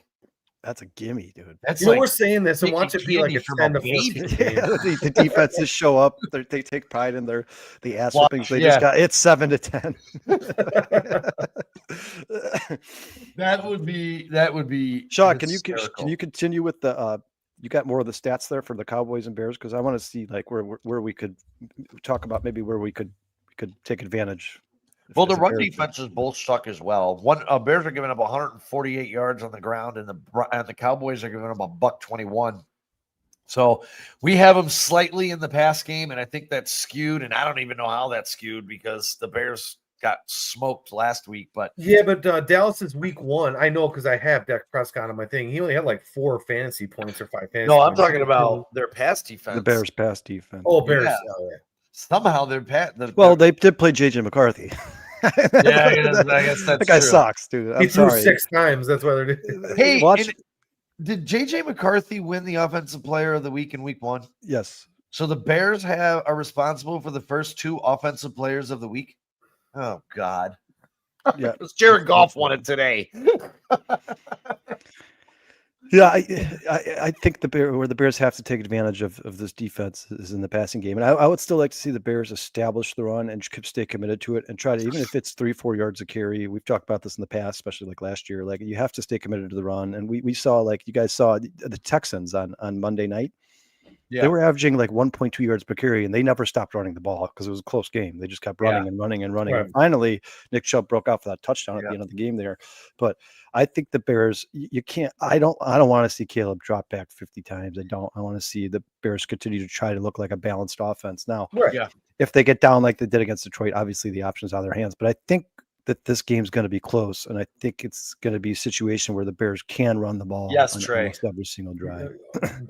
Unfortunately, yes, dude. And thank God the drought of non-playoff teams in Chicago has ended, for the love of Christ, because it's getting pathetic in this city. I was hoping the White Sox were going to make it this year. I honestly, I would have taken the White Sox. I would take any Chicago team right now playing postseason anything at this point. The Bulls, the Blackhawks, the Cubs. Somebody do something of meaningful something for us sports fans. Jesus. James says, who has the worst running back crew in the NFC? I'm going to have to go Washington. In the NFC, unless Ja'Cory Krosky-Merritt or whatever gets better, but we just don't know anything about him. So I just don't. Right now, you're talking about Rodriguez and who's the other guy there, Sean? Jeremy McNichols, Rodriguez, and Krosky-Merritt. I don't like that. Yeah, I'd probably say I don't like that. Dude. I'd probably say Washington. Not a fan of that. I'd rather have DeAndre Swift than all 3 of those guys. So by default, I'd say the Bears. And you guys, I think you are going to see Roshan Johnson. I think for once this season, he's active, right? He's not injured. Yeah, you're gonna. Yeah, he had a couple of nice plays on special teams this week. So, you know. Yeah, and you know what, Sean? When you listen to Ben Johnson talk, those are the types of plays that get you more playing time. Yeah, 100%. Shit on special teams. That's when the coaches are like, "Oh, if he wants to play and you guys don't, then he's going to be the running back now because he's obviously still trying, and you guys aren't." So, but like I said, DeAndre Swift had a good game. I just think DeAndre Swift needs a compliment. He's not a 25 carries a game guy. That's not who he is. And the Bears have 2 capable running backs. 15, 16, yeah. Yeah, and you know what? I think Roshan Johnson and Kyle Monongai are Thanks, better. Mikey. I'm going to check him out. I think Roshan Johnson. That's hilarious. I think Roshan Johnson and Kyle Monongai are better at tiring out the defensive line, beating them up a little bit, and softening them up as the game goes on. I think you need to see Roshan Johnson and Kyle Monongai, even if they're not getting a ton of yards, just have them keep running into the defensive linemen as much as they possibly can, tire those guys out a little bit because that's not DeAndre Swift's game. It's not his game. And here, man, I know I preached that Kyle Monangai sucks on Monday, and I'm going to stand by that. I just don't think he's ever going to pan out as. I just think he's a guy. I just think he's a guy. I don't. Yeah, but at this point, the Bears might be able to use a guy. Well, that's what I'm saying. Like, Maybe, you know what? maybe Can he play defensive back? maybe you could soften him up with Rojo, get Rojo out. You can bring in Monangai, and then you can bring in Swift and get him outside on a sweep or a pitch, and he can hit that corner and take it to the house when you got the defense huffing and puffing, hands on their knees. That's kind of what I like to see. And I hope Ben Johnson can get to that, because I do believe that play action is the way that this offense will be successful. I know that's what he's trying to implement as well. And it was working in the first half. It really was working in the first half. So just Pat says, "Are the Chicago Stings still around? I'll root for them." Do we have an XFL team? You know, I'm not going to root for it. The Chicago Sky. I'm not going to root for them. the who? Exactly. But this isn't even a shot at the WNBA. It's a shot at Angel Reese. I will never be rooting for the Chicago Sky. I can tell you that. Yeah, I won't root for her either. And I will say this. I'll root for her. Jason's like, who's Angel Reese? And guys, really quick, I know Monday got a little excitable and we all got a little out of control. We apologize for that. We're going to work on that and reel things in. Yeah, we're just as passionate as everybody else about the Bears, guys. And that I think that No, we're not. I'm out of here. there was a dark cloud hanging over our heads. It really was. I expected the Bears to lose to Detroit, but come on, not guys. like that. Have some pride, man. Because it Like, ruins your come whole on. week. You lose like that, then you got to drive to work, listen to the Yeah, I damn know it's crazy, guys. report. You, Jason, you tell me if I'm wrong, but I think if the Bears had lost 31-30, I would have been happy. Right. That they lost. I would have been like, yes, that's awesome. We lost by 1 point to Detroit, but they didn't get off the bus, man. And dude, I drive for 3 or 4 hours a day. So a lot of like sports radio is on all the time. And when they lose, Monday, Tuesday, Wednesday sucks. It's the worst ever. You got to wait till Thursday, Friday when they start talking about the next game, because that's all you got to live for. Is it just me? I mean, I'm not a Cubs fan. I was listening to the Cubs game today because I'm like, I don't want to switch over to AM1000. Yeah. Like, I'll just stay here. Is it just me, or do you just shut all football, everything out of your life for that? I do. That I haven't week? watched a Like, single I don't press even like looking at my fantasy team. I'm like, I have to add somebody, but I don't even want to look at football right now. Like, it's heartbreaking. It's heartbreaking. I found it very tough to look at anything on Monday. You just went to a party with all your friends. They all got laid, and you got nothing. And now you got to listen to them tell how great it was. Like, and that's kind of how it was, man. It was kind of just more shocking because when you watch the first half, it was 28-14. The offense kind of showed some life, and your brother Kyle brought this up on Monday, that adversity at the end of the half just kind of deflated that bubble, and they were never able to get the train back on that track. And that was something, just kind of brought back ugly scars of last year. Yeah, but you know what? I do want to say, and as bad as the Bears played, you guys, that the handling of that end of the first half is not acceptable. I agree with that. You're talking about a professional football game in which everybody on the field is making millions or billions of dollars. The sport itself is making billions of dollars. And that's how you handled the end of the half. Oh, we didn't know if he was inbounds or out of bounds. We're just going to say it was 16 seconds on the clock and give him the 10-second runoff. Like, I agree, James. Detroit would have had a very tough time getting up to the line of scrimmage, and they would have had to make that decision on the like, either we're going for it or we're kicking the field goal. Like, they would have to make that decision. And to give them that 10-second runoff and give them 6 seconds. I mean, at least Drake could drop it down to 1 or 2, which I guess it wouldn't have mattered because they still would have scored the touchdown. But just the whole handling that situation. And to be honest with you guys, the refs in general this season, I'm not just talking about the Bears games. We all watch every football game we can. Yeah. The officiating has been absolutely horrendous. And I know, Sean, you put it in the description of the show. Yeah. I do not like the fact that the NFL is now in bed with FanDuel and DraftKings and MGM and all these other companies. It shouldn't be allowed. It should be illegal. It should be against the law, because you have to start worrying about the NFL and the NBA and the NHL becoming WWE. Like, are they officiating the game, or are they officiating the spread? Like you said, Sean, like it's scary, because some of the calls I've seen are absolutely. And did you guys see the leverage call against, like, in that Colts game? Yeah, that was What a the little iffy. hell? He barely touched him. He didn't even lift. His feet never got off the ground. Leverage should be if you're pushing off of somebody's back to get to leap. He stayed on the ground. He just put his hand on somebody's back. That's not leverage. You know You're not allowed, you're not allowed to touch him. You know how I can tell they're bad when you listen to the announcers? Because listen, we're just three schmucks here talking about sports. We've never played a snap of professional NFL football ever in our lives. When you're listening to these color commentators who are all ex-NFL players, when you hear them say like, "Oh, I don't know about that call. I don't know about that call," and then you hear like because everybody's got like a ref, right? Like a retired referee on their staff now that they comment on those. Yeah. A lot of times you're like, well, I guess, yeah, like. They know when those guys come out saying, no, that's the right call. When those guys come out like that's pretty ticky tacky. That's not good for the sport, guys. It's not. You know, and the refs, maybe the refs are just off because it's the first couple of weeks and they need first couple of weeks their grooves. They changed. I don't like it, man. I don't like. I think they're robots. If you watch, they're sprinting down the field just as fast as the wide receivers. They're always in the right place.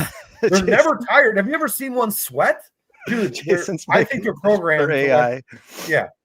You know, too, if you, I don't know, I'm sure not a lot of people watched this game. I did because I had Marvin Harrison Jr. on my fantasy team. But that Arizona-Carolina game, the refs at the end, they changed that game as well. Sean, they called 9 penalties in a row. Yeah, and that 9 Josh in a row. Sack, when he released the quarterback and he had his hands out like this and he landed on the ground, what is he supposed to do? He's sacking the quarterback. You guys, we're not watching. I watched that game too. We're not watching football to watch the refs. We're watching football to watch the players. And they called 9 penalties in a row to end that game. 9 penalties. 9 plays in a row. Gonna be like, guys, we can't. Come on, guys. Let's. And some of those calls were so ticky tacky. Guys, let them play football. Let them play football. But it almost seemed like they wanted Arizona to keep driving or Carolina to keep driving down the field. I'm like, what is going on here? Every time the Cardinals step up and make a play, the refs are like, no, you didn't. No, you didn't. You didn't make that play. Like it's getting ridiculous. And it's to me, you guys, it's ruining the product. It really is. It's ruining the product. And here, I was thinking about that, Kyle, because I had a 5-team parlay and Arizona was the last team I needed in that parlay. And when they were up, what was it, 24-9 or something like that? I'm sitting there. I'm like, man, this is in the bag. 5 minutes left. 5 minutes left in the fourth quarter. Up by 2 touchdowns. So fast. I'm like, what is happening here? And obviously, it was dumb luck that onside kick hit off the guy who was going to make a block. And, it was just dumb luck. But still, it shouldn't have gotten to that point in the first place. Right. Well, I'm not a conspiracy theorist. I'm not saying that it's, if anything, I just think they're bad. I'm just mad, but yeah, I think like if it's not because of they're trying to hit spreads and stuff like that and trying to make the NFL more money, and I'm sure it's not. But if it's not, then you guys need to do a better job hiring your officials because they're not doing good. They're not doing a good job. Like any job in the world, we have a bunch of employees who are not doing or not productive or not efficient. You need to fire them and hire new employees. That's how the world works, right? So. Yeah, and it says James says the fake product will always be sold. Doesn't work. That's the concern is people will never stop watching football. Yeah, it doesn't matter. They could clearly sway games, and nobody's ever going to be like, "All right, I'm done with the NFL." That's never going to happen. The WWF is 100% scripted, and people still watch. Do they? You know it is. They say it is. They tell you. People watch the WWF than the NFL. It's like the most watched thing in the world. Yeah, and here again with all this that we're talking, we're going to bitch about it every week. But I can't wait to sit down, watch Thursday night football. I can't wait to sit down and watch Sunday football all day, and then again on Monday. The other thing I saw this week was this poll that was on X about getting rid of the 2 Monday night games. I am all about that. I'm not a fan of this shit, and now they're doing the early one starts too early. Yeah, and they're doing it again in like 2 weeks. It's like they used to do it just like every other week now. Dude, they do a Saturday night game. If you really want to do that, put it on a Saturday night game. Yeah, or Wednesday night game. Put a game on one of my days off. That sucks. What's the Thursday night game? It's a shitty matchup, isn't it? It's Buffalo and Miami. Oh God. Yeah, Buffalo's going to destroy Miami. Josh Allen's going to be pulled in the second quarter. I'm really worried about that. Yeah, but he's going to have 30 points already. So AC Adams says, rigged or not, yes, the NFL is becoming the WWE. Yeah, you know what? That's a good point. It seems a little bit more sports entertainment than sport. And I understand that the WWE, they're athletes. I get it. But there's a difference between sport and sports entertainment. Sport is supposed to be 100% unscripted. Anything can happen. The better team, the better player, the better competitor wins. That's the way it's supposed to be. If you I don't know. Start changing it. Yeah. Some Now of the here- rules I don't think need to change. Like we have 2 fantasy leagues. Well, I have 2. All right, Sean, we got yours, and then we've got, Mills League. Mills League, I think there's been like 3 rule changes in like 20 years. Yeah. And because they take forever. I'm not saying it's better, but all the rules are there and they're all applying to everybody. So if there isn't a rule there, it isn't applying to everybody. So everybody's getting the same benefit and whatever disadvantage. Well, It's and all to equal. your point, Jason, you're seeing it with the Taylor Swift story. Like, why this Who should not cares? be part of the NFL. This should not be part of the NFL. Listen, if you want to be like, oh, Taylor Swift's in the house, cool. They do that with every celebrity that comes. Yeah, there's like a timeout or an injury timeout. You want to scroll through the crowd? Yeah, go right but ahead. to show her 58 times a game, like the So NFL is annoying. clearly trying to take advantage of the storyline because everybody's a Swiftie in the United States now and they want to make money off this shit. That's worrisome to me. That's concerning to me. And I'll tell you guys, Focus on the football game, NFL. You guys, Don't focus you on Taylor guys Swift. know, I love the UFC. I thought you were about to say UFC Taylor Swift. It's so unscripted, and I cannot wait. I watch every pay-per-view. I try and watch the Saturday night fights because once you step into that octagon, ain't no one getting paid to take a dive, and if it is, it's going to be far and few between because each guy in that octagon is a killer, and they're going in there to try and kill each other. I love the UFC, and I'll tell you, it's one sport that will never be ruined by gambling, and I gamble on it a lot. Sean, I don't think the NHL is affected by gambling right now. I don't think so either. I No, think hockey is those guys just beat the shit out. Hockey is still always entertaining to me. Sean, I like that comment that I just had up there. You should Which one? put that one. The one that. What up, V-Dog? What's up, V-Dog? This one? Yeah. He says too many what's late up, penalties John? to meet betting odds. Hard to ignore when the flag is followed by a DraftKings ad. Not like refs rigging for bets is unheard of. 90s NBA got busted for it. Yeah, it's scary, guys. Yeah. Because the Good NFL, point, Jebediah.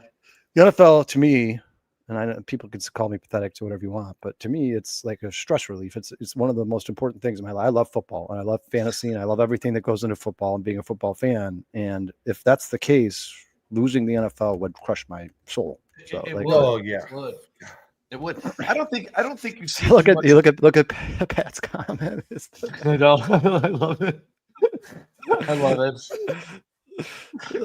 That's what I'm saying. Keep the propaganda out. Keep the celebrities out. Play the game of football, and then in the off season, you can go do as much of that stuff as you want. Yeah, you want to know what's come funny, on. Kyle? You know, I watch a lot of college football.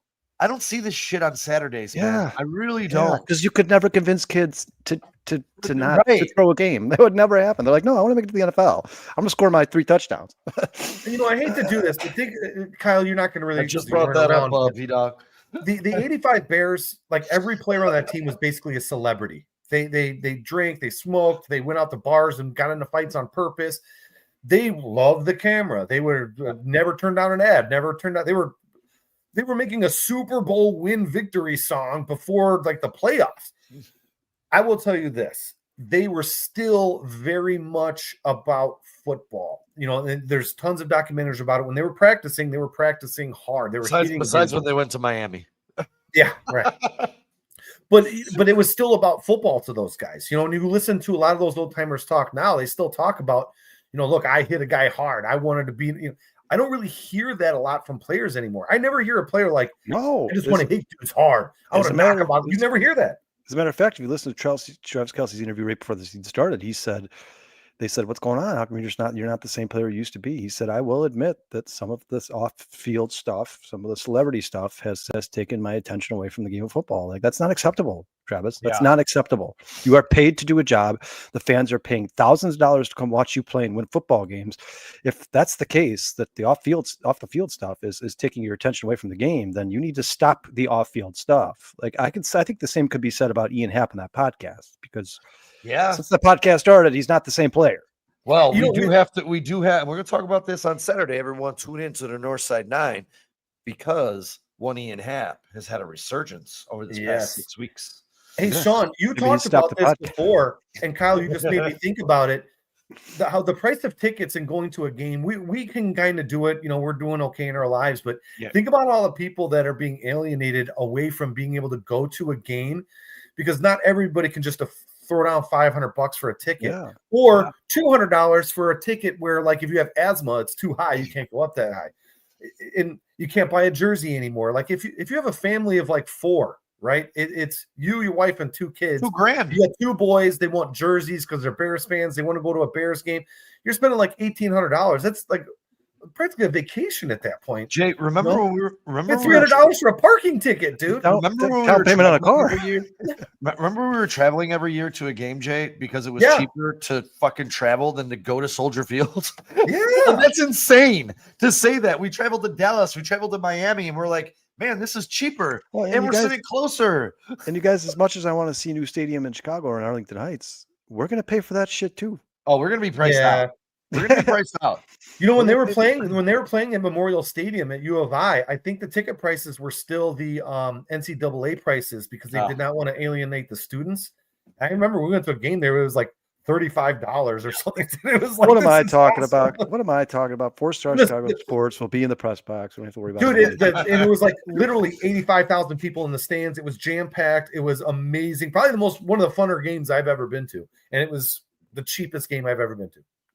They actually do have a mini series on the 85. Yeah, I was going to say they have a couple of them actually. Yes. Yeah. Oh yeah, there's plenty. If you look for them, there's the last one that ESPN did was phenomenal. Oh yeah, was absolutely amazing. Yeah, and they talk about all the off-field stuff too. They talk about how some of the players were told to turn down advertising, and then Mike took a bunch of advertisements. They talk about that stuff. And here, you want to know why they lost the Dolphins game? Go watch that ESPN, because they pretty much said these dudes were at the bars till 3-4 o'clock in the morning.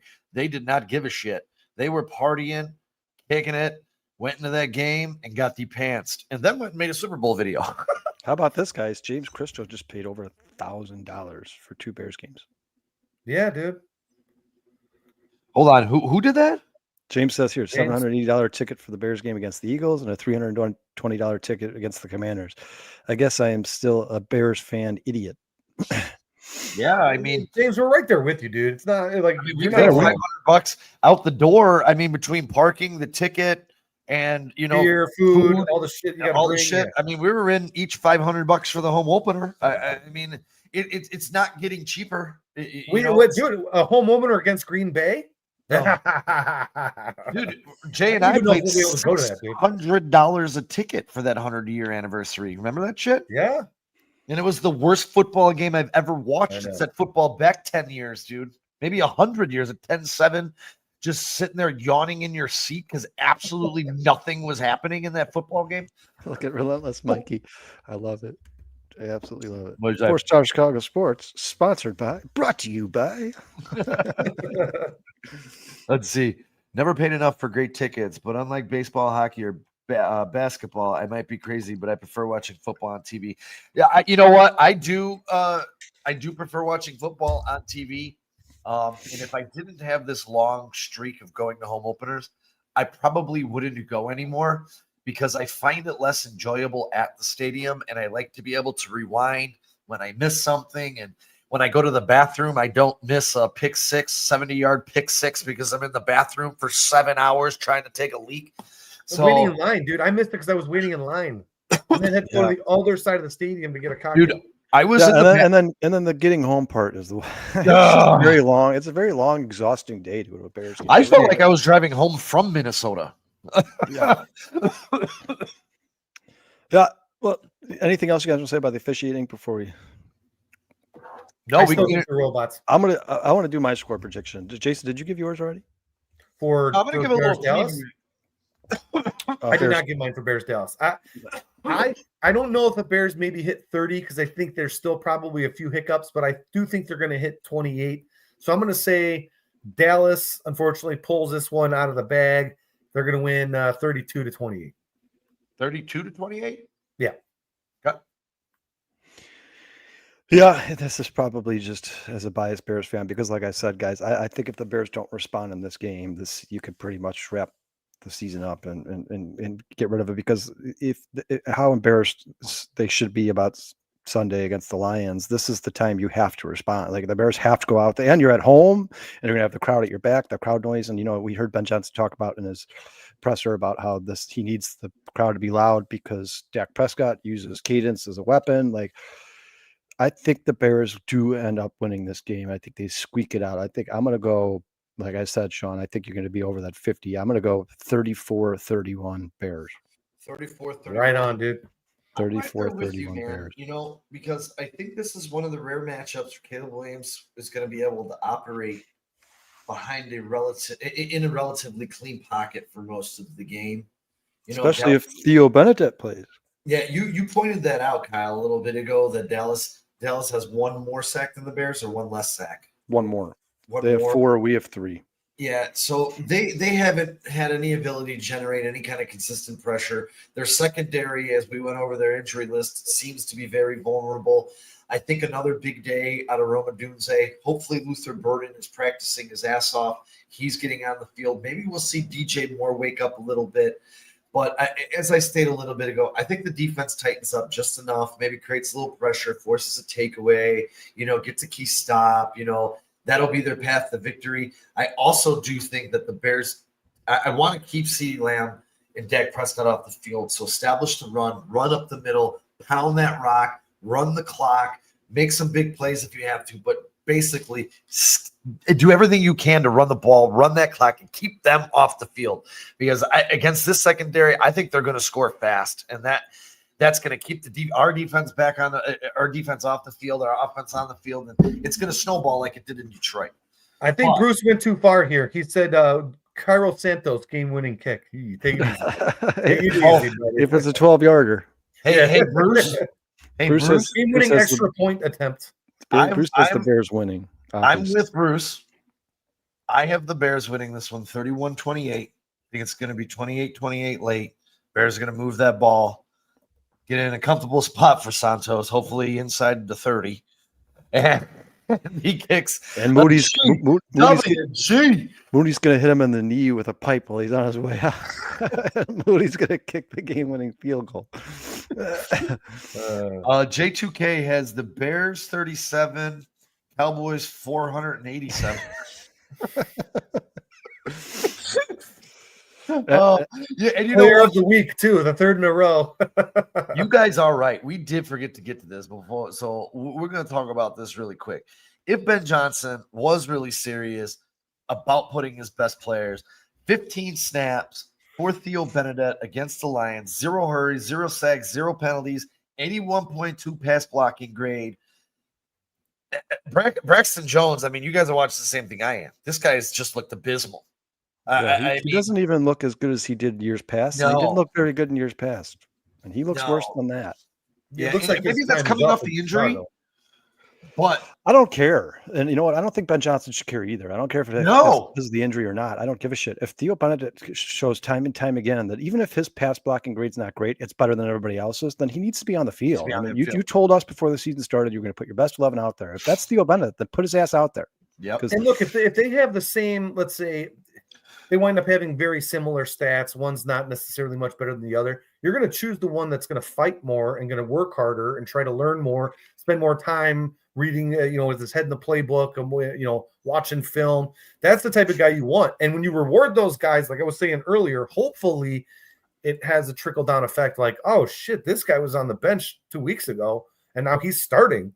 I want to be that guy. I almost used that Canadian Eagle picture from in his underwear. Yeah, Jason, I almost did for that graphic. Dude. Jason, to your point, not even the guys sitting on the bench who are like, oh man, I'm watching these guys get more playing time the harder they practice, but the guys who are starters going, oh shit, they're just giving away jobs like it's going on a style. I better start playing better. Yeah. Here and again, and I don't want to beat up Ryan Poles too much today, but what does it say when you drafted Ozzie Trapilo in the second round and you have an undrafted free agent who played at Vancouver, British Columbia College that's beating you out for a roster spot? That's not a good look, boys. It's not. Yeah, you know what, dude? He might be starting at right tackle though, because Darnell Wright's not doing that good either. Donald Wright has good numbers. He's just too many penalties. Just too many penalties. But his My numbers point. in pass protection are really good if you look at the PFF. And he was the only one of 10 players in the first week of the season against Minnesota to not allow pressure. And that's a pretty damn good defensive line. Yeah. I like Donald Wright, and I think Donald Wright's getting better. Remember, he's only, 20? What is he, Sean? 23? 22? 23, 20. And he's got the body of a tackle. Braxton Jones, Yeah, to me, just isn't a tackle. I'm sorry. He's just not a tackle. He's not. I'm He's with not an you, NFL Kyle. caliber tackle. I'm Not. with you. And I am think not Theo giving- Benedict could be. And maybe Theo Benedict's not great in run protection, but if he could keep Caleb Williams upright and we're going to be passing the ball more anyways, because we're going to be down in every single game, then that's the right move. He sorry, just but turned 24. Darnell Wright. Still very young. Right. Yeah. Yeah. Like I think there's still room to grow for Darnell Wright. And we heard Ben Johnson say before the season, year 3 is really when you need to implement yourself as a good quality NFL player. And I think I like you're Darnell. seeing growth from Darnell Wright. I think Darnell Wright looked better the first 2 weeks of this season than he did all last season. Yeah. You just got to stop the penalties, man. The penalties have to stop. Like The penalties have to go go away. This pre-snap stuff, and again, I do believe that's going to get better. And I know I was really upset on Monday. I was upset all weekend, and maybe it was just a result of how it was and how it looked. And I just got to remember to myself, as I'm saying this here on the show, patience, man, because when you start to break down the film, you watch Chase Daniel, you watch Tim Jenkins, you watch these guys, they are pulling good things out that are happening and showing you improvement. And I put this up earlier. I mean, Kyle, you mentioned it too, but if you look at his first 2 games in 2024 opposed to his first 2 games in 2025, the progression is there. I mean, you see it. It's there. He has 15 incompletions opposed to what, 21, almost 30 last year. So yeah, I mean, and against better competition. Yes. And you guys, like I said, if the Bears had won their first 2 games, you wouldn't be hearing much about Caleb Williams being a bust on national media. It's because they're getting their asses whooped is why you hear all this stuff. But if the Bears had won their first 2 games and their defense was shut down defense and allowed 17 points a game for the first 2 games, the Bears are 2-0. There wouldn't be much talk about Caleb Williams. Now, sure, you guys, he certainly has to be better. I don't think any Bears fan in the world is saying that he's been like perfect by any means necessary, and he's missing open throws. But sure, I like Jason said earlier, it's just repetition. It's repetition. You want to be perfect at anything. You want to master a skill in your life. You have to do a lot of it all the time. Countless hours of practice. And like Jason also said, and Sean said, he's basically a rookie in this system. Like these are his first reps, his first snaps. This is it. This is his first real offense and learning an offense, not just an NFL offense. Because like I said, Lincoln Riley doesn't like script plays. He just kind of goes off script. Like, hey, here's what we're going to do this play. All right. Or here's what we're going to do this play. And that's what Caleb Williams, that's why he's so successful at it, because he's been doing it for 2 or 3 years where, hey, you know what? The play calls for this, screw it. I'm going to scramble out right and try to hit a guy down the line, for 30 yards. Now it's no. The guy's running down the field. He's running a post route. He's running a dig route. He's running a cross route. You need to know where all 3 of these guys need to be. And by the way, where your blockers are, because your running back's going to run a chip block and he's going to be right here at this time, within 2.5 seconds. So you need to make all your reads and know that this guy is here, so you have a dump off if need be. And by the way, I need you to know 60 of those plays. This, and by the way, every single one of those plays, there's an audible at the line where you can change that play to another. So play. really, like 120. It's overwhelming. And Ben Johnson said, it's like drinking from a fire hose. It's just time. It just takes time. Yeah. And even the guys who are slow learners like Geno Smith and Sam Darnold, eventually they come around. Caleb will too. He will too. At some point, and Caleb still takes care of the ball. Like you can say we on about Caleb Williams, but throughout 19 games now in the NFL, he's thrown 7 picks.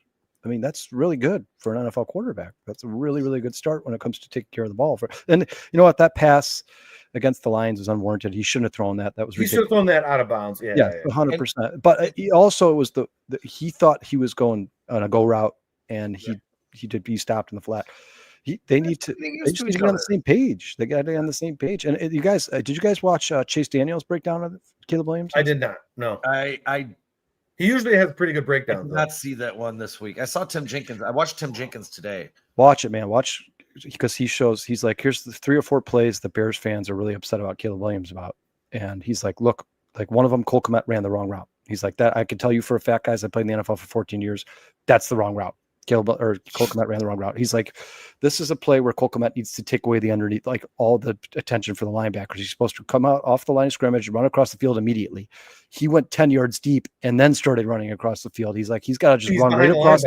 Right. He's got to run right in front of the linebackers, and he didn't. He ran too deep, and that made it. The receivers got bunched up to where Caleb was throwing the ball. That can't happen. He needs to. The point of this play is to create open space for Zacchaeus, and Cole Kmet ruined it. He says it. Go watch it. I mean, he's like, you can't just blame every single thing on the quarterback. And like we said, guys, Caleb Williams is not the only player playing in a new offense. They all are. Right. Cole Kmet's playing in a new offense. DJ Moore's playing in a new offense. Roma Dunze is playing in a new offense. But the only two people that aren't are Swift and our right tackle, or I'm sorry, our right guard, Jonah. Everybody else is playing a new offense. Yeah, those guys are. And you know what? Swift looks comfortable. And he knows the play calls. He looks like he knows what's going on in the field because he's heard Jonah this before. Hill can give that. Or Jonah Hill. Jonah Jackson can give Jonah that. Hill's playing at right guard. Oh, no. You might be the same results. It might be. You guys, before we put a bow on this, is there anything else you guys want to talk about? Because you guys, Randy Gonzalez just joined the show. You're on it. Randy Gonzalez, what up, buddy? Yeah, how you doing, Randy? He says, no more fun league for me. Yeah, Rich Crooks. Yeah, we talked about that, Randy. Hey, people don't get rich by giving away money. They get rich by keeping it, dude, and taking it from other people. It's just the way the world works. Well, I know things got away from us because Jay and I were. Rocket says it's weird to say, or it's weird to even say our quarterback takes care of the ball. As a Bears fan, it's very weird. Yeah. To do that. Especially when, listen, I like Justin Fields a lot, but the fumbles were insane in Chicago. I mean, that's the most fumbles I've ever seen from a quarterback in my life. Just remember. Last thing, the most important piece is we're going to take the North and never give it back. In a couple of years. I was just wondering if he was talking about the seller. Yeah. Or Relentless Mikey says, O-line penalties have to stop. I agree. Stop. Yes. Yeah. You guys, this team is not good enough, or they're not well versed enough in this offense to keep having negative plays and overcome them. Like if the Bears are going to score points, they can't have a play in every single drive where it's 2nd and 4, all of a sudden becomes 2nd and 14. Because the holding and false start penalties are big penalties. You get a holding penalty. You negated a play because I've seen a couple of these holds didn't need to really occur. And then you're going back now 10 yards. So it's really, you just had a 20-yard play taken back and then you lost 10. That's a 30-yard in the wrong direction. It's a killer. It's a killer. 100%. And with this offense, the way it's going, the Bears aren't getting a ton downfield right now, obviously outside of that busted coverage. So they have to these are going to be very methodical drives, right? It's going to be 4 yards here, 6 yards there, 2 yards here, 4 yards here. So if you're not capable of those big plays, you can't get into 2nd and 20 situations. You need to stay at short yardage on 3rd down. You have to. The Bears cannot be in 3rd and 12. They're not going to get a ton of them early on in the season. They might get them more as the season goes on, but right now this team needs to find a way to be in 3rd and 2, 3rd and 3, 3rd and 4, 3rd and 5. That's the only way this team's going to succeed. Manageable. And you know what? I think they'll be better at home. And I know that's tough to say after that Vikings game at home where they had 12 penalties for 127 yards. But I think this time the Bears are going to use the crowd noise to their advantage. Hey, and I guess we did have Jalen Johnson. We had Kyler Gordon. What's up, Melon Smasher? We had a healthy secondary, but the Bears through 2 weeks have allowed 7 passing touchdowns. Last year, they allowed the fewest opponent passing touchdowns in the league at 17. They didn't give up their 7th passing touchdown until November 17th, week 11 versus Yeah, and in all fairness, guys, we talked in the offseason about how this could be one of the best secondaries in football. Yes. I mean, when you're missing 2 of the best players in the secondary, that conversation changes drastically. And you guys, TJ Edwards is very good in coverage. Yeah, he is. So now you're missing another guy. Yeah. And hey, you know what, Melon Smasher? If you watch some of our earlier shows right after the draft, leading up to the draft, all those guys you're saying there, Connolly, Donovan Jackson, Jack Sawyer, Xavier Watts, we all had pretty high marks on all those guys, and we wanted them all. Yes, we just didn't get them. Yeah, we wanted. I wanted you guys to know I love Jack Sawyer. I love Jack Sawyer. Absolutely love Jack Sawyer. The name. I just think his name. But Sean was right from day one, and I backed Sean up the second he said this. Josh Simmons was the right pick at 10. That's who the Bears should have. Oh, yes. Look what he's doing in Kansas. He's not just being a good left tackle. He's doing everything. He's doing a bunch of crazy shit. He was the fastest running offensive lineman in the last 2 years when he tackled that guy on that interception. 18 miles an hour for a 340-pound man. Josh Simmons? Yeah, but he only missed like one play. Okay, so he came back in. Okay. Yeah, he was like, I think like a stinger or something. Oh, he's dealing with an undisclosed illness right now. I thought I saw something today. It doesn't say an injury. He said it's No, that he came back. He missed one play on that game. It was actually before that tackle, Sean. He missed a play earlier in the game, and he was okay. He was right back out there. He was out there like 2 plays later. He's been amazing. He's been one of the best left tackles in football. Yeah, and really quick, what did you guys think? What did you guys think of Jaquan Brisker going on social media? And I know that somebody else said it, and he responded to it. But you're calling out your coach on social media, dude. What are you doing? Like, I didn't see that. I didn't see that. So this guy, some guy named Blake, goes, they got to get Jaquan Brisker on the line of scrimmage and let him play in the backfield. DA's got to take them chains off, number 9. And Kwani B reposted it and says, facts, they need to use me. Like, dude, why are you doing that? How about you come on your Twitter, Twani B, and you say my coverage grade is absolutely not acceptable in the NFL, and I need to stop sucking at covering tight ends and running backs and allowing Aaron Jones a 40-yard touchdown. And I need to be better, and I expect more for myself. That's what he should have said on Twitter, because the more this we see of Jaquan Brisker, the more of a one-trick pony he looks like he is. He really is. That's concerning, because he's a safety in the NFL. You got to cover and you got to play the run. Kyle, we never got to this, but the chat can chime in on this and agree yes or no on this. But would you say going in the next season, Jay, we need a premier defensive tackle, we need a premier defensive edge, we need a premier running back, we need a premier corner, we need a premier safety. Yes. We need all of these. Premier linebacker. I don't know if you need a backer. Yep. I mean, I don't know if you need a premier corner, but you definitely need a corner too, for sure. Because you got Gordon and Johnson. If your corner 3 is not as good as Gordon and Johnson, it's not the end of the world. Like, you're still in a pretty good spot with your secondary there. But yeah, you definitely need. I mean, and Sean, maybe that's Dave Frazier.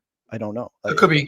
I really wish I could. Oh yeah, we still haven't seen him. I really wish we could see him play football. I really wish I would have got to see him play at least 3 snaps of football before they decided he was going to be out for the season with personal issues, and they still haven't explained what the hell those personal issues are. And it's Swaggy, you're 100% right. We need where's the Pope? Is he a Bears fan too? I don't know, you guys. What if Sean? What do you say if Theo Benedette comes in here and plays?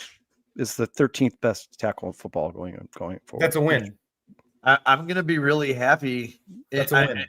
I mean, he's got to play. If he does, he's going to play against some pretty good defensive ends. So we'll know a lot about him by the end of the season if this guy's the answer. I mean, Trey Hendrickson's still on the schedule. You got Minnesota back on the schedule. You got Green Bay twice on the schedule. Detroit. Hutchinson's coming back. But I mean, you guys, at this point, you just lost 52 to 21. At this point, what do you have to lose?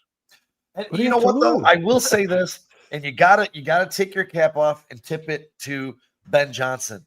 And it did take him a while because it was the end of the game, but he did pull Braxton Jones out of that football game, and he was the only one that was pulled. So on that line. So you have to give him some props for that. And maybe this is something that's going to come. And maybe I'm wrong because I haven't heard anything or seen anything or read anything. Maybe this is an open competition this week going into this game against the Cowboys on Sunday. And maybe we're going to be surprised and have a surprise. Hey, Theo Benedette is starting instead of Braxton Jones. I don't know that I'd be too surprised by that because of what Ben Johnson said. The best 11 will start. And if he feels he is one of the best 11, then put him on the field, because I don't want to see Braxton Jones anymore. He was an embarrassment. He's responsible right now for 77% of the pressures coming off of this offensive line. That guy has to go. Yeah, what's up, Kid Cowboy, number 66? I don't know if I've ever seen you here before. Appreciate you joining the show, man. He says howdy, and then after that he follows it up with Caleb fumbles ? I don't know exactly what you're asking, kid. I don't know if you want to kind of specify, but yeah, I mean, Caleb's been pretty good at taking care of the ball. He doesn't fumble. He'll throw some interceptions this year, but we were saying last year, and a lot of professionals were too, that hey, the touchdown interception ratio is great, but maybe as a learning quarterback, maybe throw a couple. Take some more chances. You can only learn from it, right? Yeah. And you're not winning games. I mean, like if Caleb had thrown 3 picks when it was 52-21, like Caleb, who gives a shit? Just let's see what you got. Let's see The what game's you already ball, lost, because yeah, the game right. is done. And at least maybe we can lose 52-31. Like Right. just. And I didn't ask. I'm not saying do that. I'm not saying go into like a game when it's 0-0 in the first quarter and be a gunslinger. But Right. if the game's out of hand, if you're getting time in the pocket, see what you got, Caleb. Let's see that. Did Let's you see that guys? accuracy. Did you guys have a Yeah. problem with him pulling Caleb at the end of the game? Not at all. No. What's Not the at all. point? Not in Me any either. way, shape, or form. I know He's there not, I was don't think he's some- going to hurt and for all the game. Tyson Bagent fans out there, Tyson missed 2 throws on that. Yeah, drive. he did. I mean, come on, man. The Melon Smasher. You know what? Melon Smasher is making some good points today. He Stevenson he outclassed all. is. Yeah, he We're knows not his arguing football. with you. Since Stevens outclassed all 2024, beat like a drum this season, he's a liability giving up explosive plays. Yeah, Melon Smasher, unless something changed drastically with Tyreek Stevenson, I am done with that guy. I am absolutely 100. And you guys, I don't know if you saw what he said today. He came out on the social media today and said the first 2 games of the 2025 season is not who I am. All right, well, stop telling us and go prove it. Go show it. Let's see it then. Let's see it, You know because what? now you're the top dog by default. So you better get your Yeah. head out of your ass. Yeah. Like I said, man, this is gut check time. This is gut check time for the Chicago Bears. And I think someone said it in the chat, but I want to know where the pride is, man. You got that C on your helmet. This is an historic franchise, the charter franchise of the NFL. Get out there and play with some goddamn pride. And don't let that happen again, because I do think the Lions are a good team, but I don't know that they're 51 points on the board. Better 30-point victors better than the Chicago Bears. I don't. And I know they're a good team, but 35-21 would have been a lot better. Show some pride. It looks like some people gave up, but get some hats on some people this week, man. Get out there and play your ass off. Kid Cowboy said he's scared of Caleb Williams' escapability and his speed. I mean, some plays he does, it seems like he leaves the pocket a little too early, or he should go up in the pocket and run out of that. Like Aaron Rodgers, that his signature move where he runs in between the tackle and the guard and gets right out of there. I think he should be doing more of that. But for the most part, I've kind of liked Caleb's pocket presence, the way he's. Stop it, Swaggy. I feel like he kind of stands in there. Many times where he'll stand in there stoically. He needs to find the perfect mix of. Yeah, he's got to get used to it. Yeah, scramble a little bit earlier, and sometimes don't scramble at all. Or you know what? Take 2 steps forward.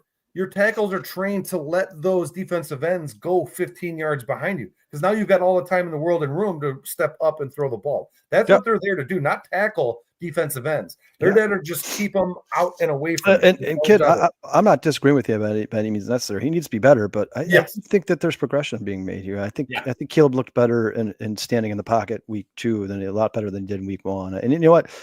I can't take anything away from him week 1 because he ran the ball very well, but I think Ben Johnson would rather have him stand in that pocket, hit somebody downfield, and you're not going to get that running room against everybody. So sooner or later, you're going to have to play within the structure of the offense. Get that step going forward. Yeah, he'll get better as the season goes on. He'll get better as the season goes on, for sure, no doubt.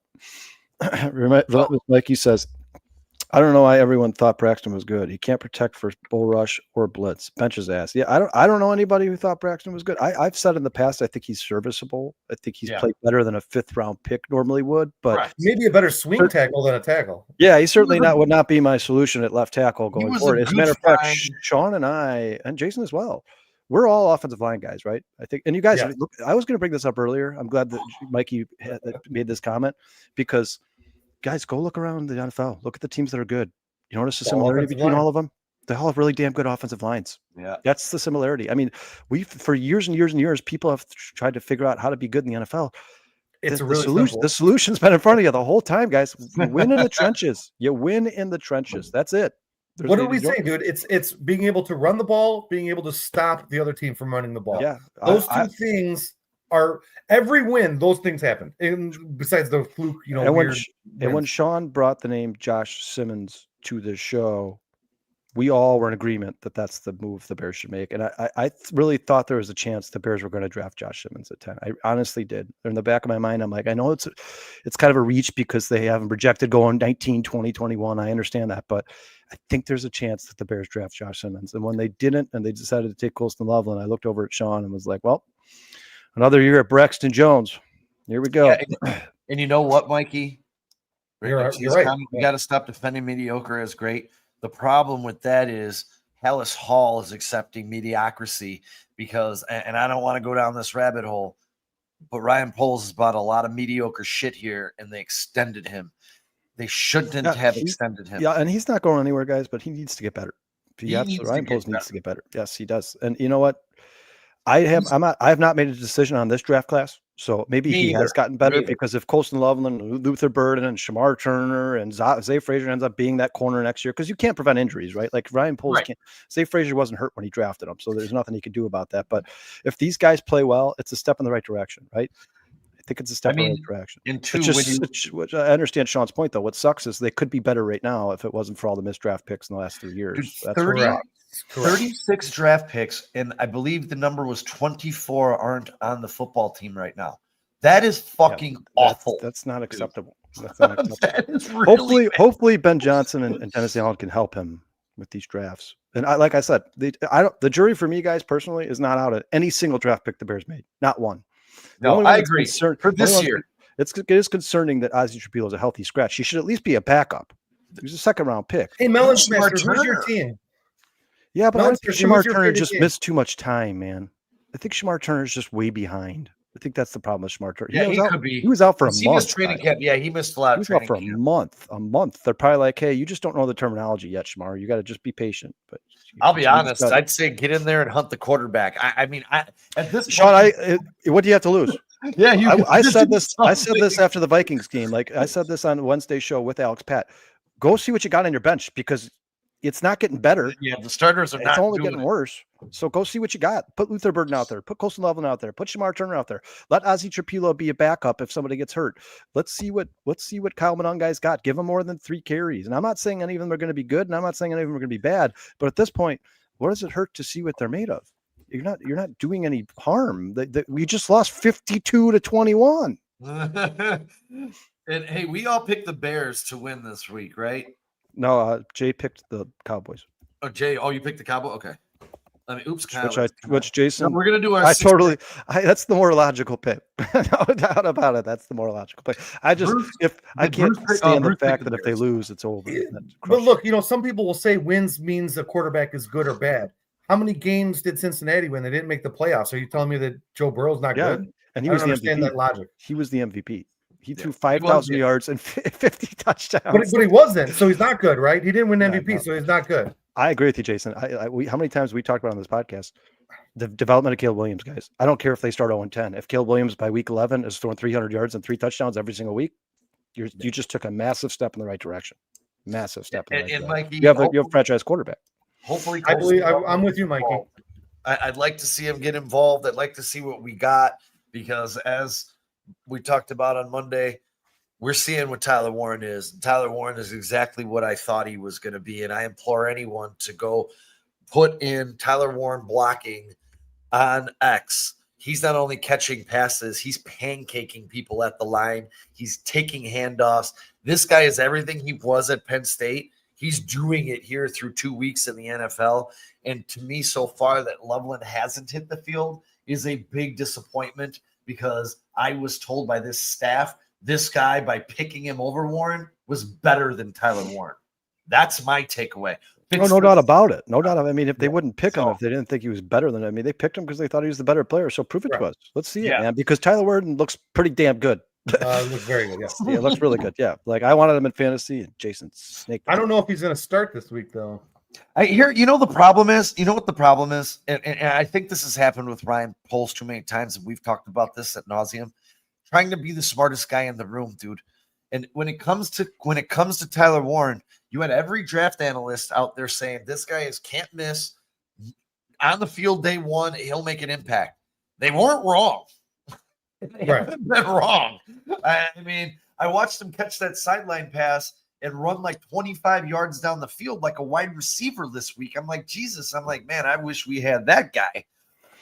I don't know if you guys remember or not, but there was a show on the 4-Star Chicago Sports Podcast where we did our would be most disappointed at number 10 draft pick. Yeah. We did our favorite pick at number 10. The most like the other fans wouldn't be a huge fan of, but pans out in the long run. And my most disappointed was drafting Colston Loveland. And I hate to say that because I root for the kid. He's a Chicago Bear and I want him to be good. But That's what would disappoint me You the all most. wanted a 'Cause tackle, though, right?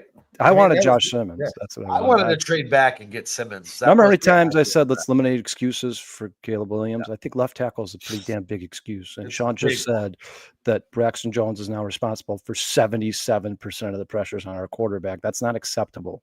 That is not acceptable. It's not And acceptable. hopefully And Kid Cowboy, real quick, man, we all said before we picked our scores, he's a Cowboys fan, obviously. This is a good matchup for the Bears. It's a good matchup for the Cowboys. It's going to be a lot of points scored, a lot of open receivers. It's going to be a fun game to watch. I think, I think it's a 50-50 toss-up. I'm just a Bears fan. They're at home. I hope the crowd throws the Cowboys off a little bit because I will say, even though the Bears lost on Monday, that was the loudest I've ever heard Soldier Field in my entire life, man. Yeah. It was insane. You couldn't hear yourself think. And Kid Cowboy, if you guys win this game, it would be no surprise to me, but I'm for the same as Kyle. It's at home. I'm hoping the crowd, and again, they got to respond. You got to respond. And again, though, Bears. those 3-and-outs that they had against Detroit, Jalen Johnson was on the field. He's not going to be on the field. So was TJ Edwards.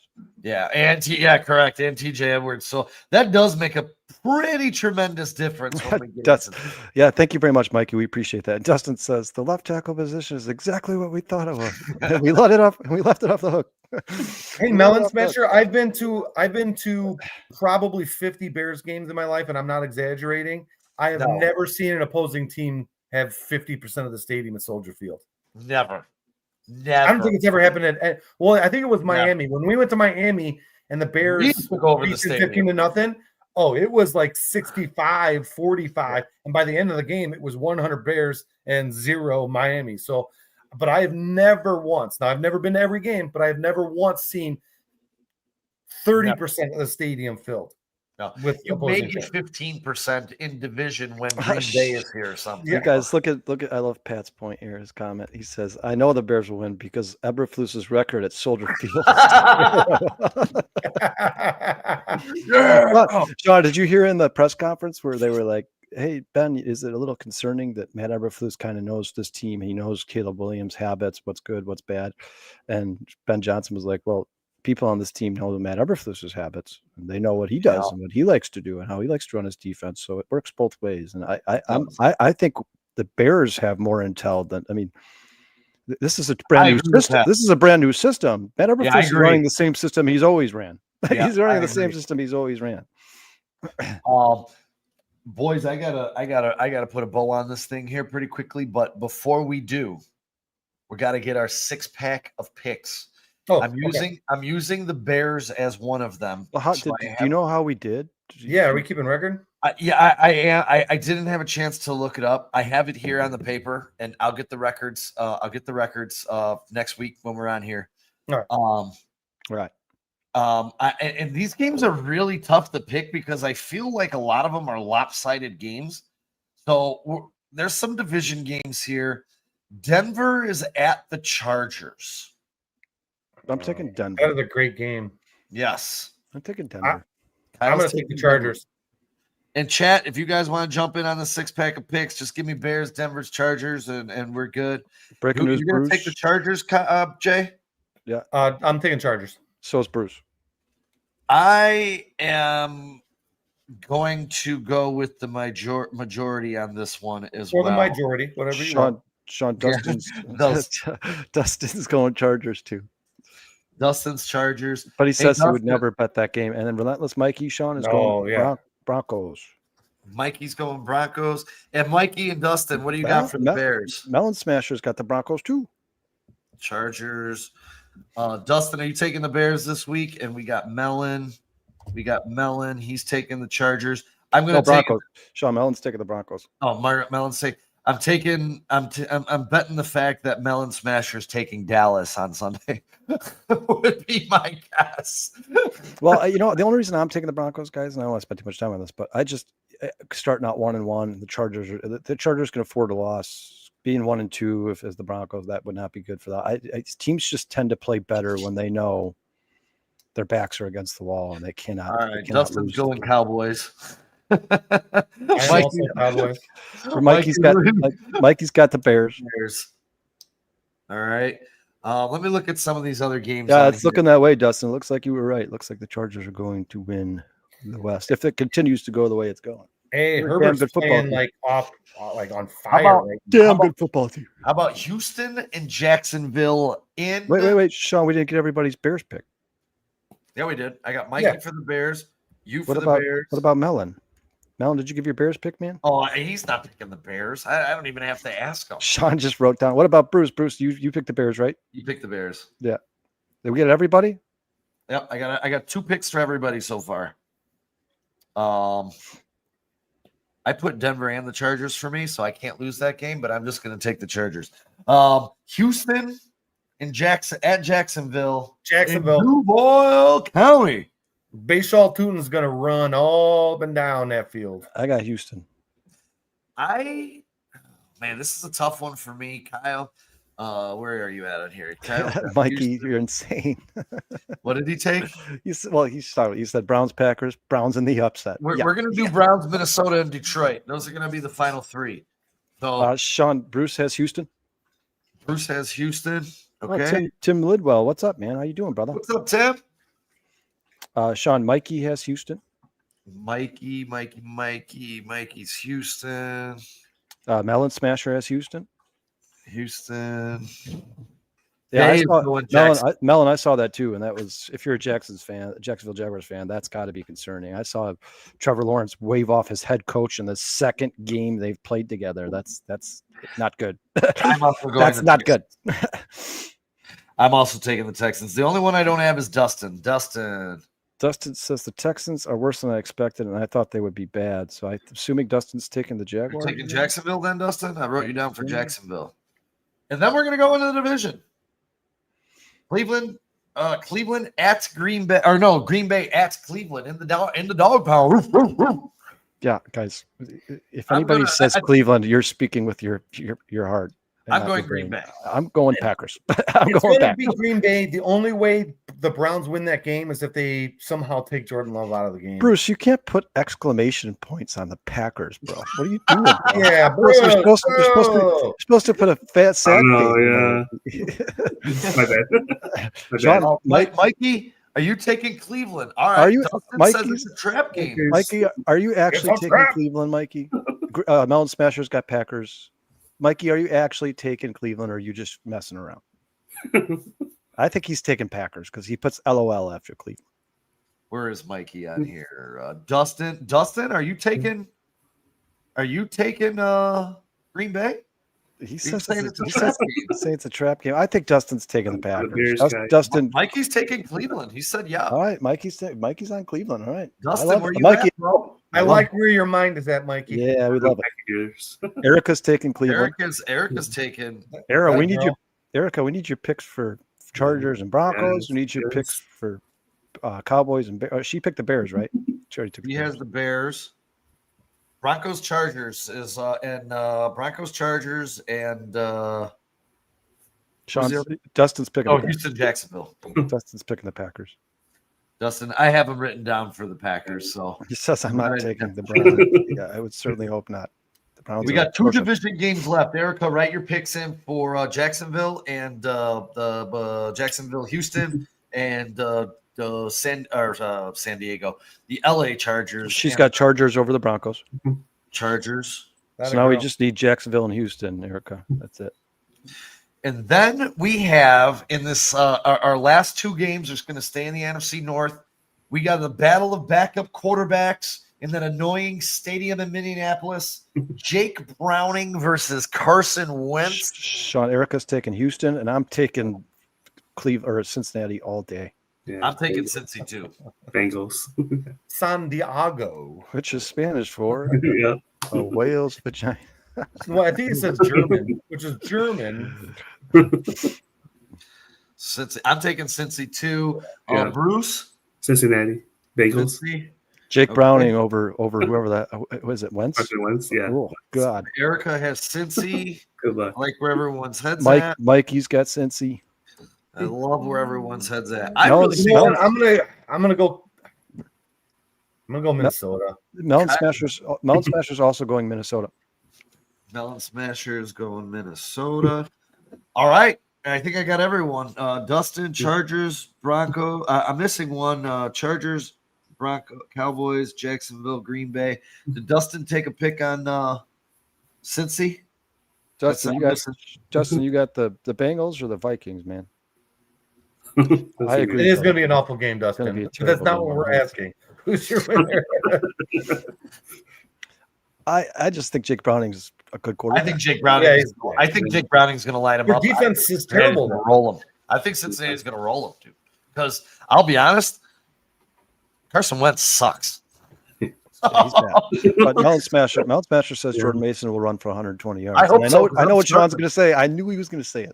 Sean's going to say, I hope so, because I got him on my fantasy team. I knew that's exactly what he was going to say. And then we got the big time game on Monday night, which we're all waiting for. Dustin's got the Bengals because Wentz sucks. We're all waiting for Baltimore, Detroit at Baltimore. I'm going And Baltimore. I'm going Baltimore because Baltimore. that's what we do. Crab cakes and football in Maryland. I love I am Baltimore as well. You guys, Swaggy says Wentz trying to start for all 32 teams. Erica's got the Ravens absolutely bending, destroying them. the Lions over. Baltimore Melon 58-20. Smasher. Did he make a Nice pick on that one? Mikey has Baltimore, All fucking day. and then Bruce. Baltimore. Baltimore. Melon Smasher's got the Ravens by 10. And Dustin. I think Dustin's probably going to go Baltimore on this one, but That's going to be a good game, though. I don't think it's going to be 58-20. I think. Well, it's two powerhouses, right? Well, and both their defenses can get very leaky. Ravens by 10. But I just need Dustin. Dustin's the only one I don't have. I got 6 for everybody else. Hold on. 1, 2, 3, 4, 5. I'm missing one This for is Baltimore. Baltimore. Who'd you take? Dustin says Baltimore. Who'd you take, Jason? Baltimore? Baltimore. Yeah. I'm missing Cincinnati, Minnesota for Melon Smasher. I think he said. Did he- I think he did he said go Minnesota. He said Minnesota. He said you're all underestimating. Yes. Oh, no, I have Jordan- Minnesota. Jordan Mason. 1, 2, 3, 4, 5. What game am I missing from him? Did you put? He took the Cowboys. I got Cowboys, Denver, Houston, Green Bay, Minnesota. Oh, Baltimore, Denver. He took Baltimore. Yeah. All right, we got him. 6-pack of the week, Yeah. and I'll have the totals next week. I have them here. I didn't have a chance to do them today. We'll have a standings, and at the end of the year, we're going to give a grand prize to somebody on this show. Kid Cowboys said. The hosts. Kid Cowboys said Gotta we're beat going the hosts.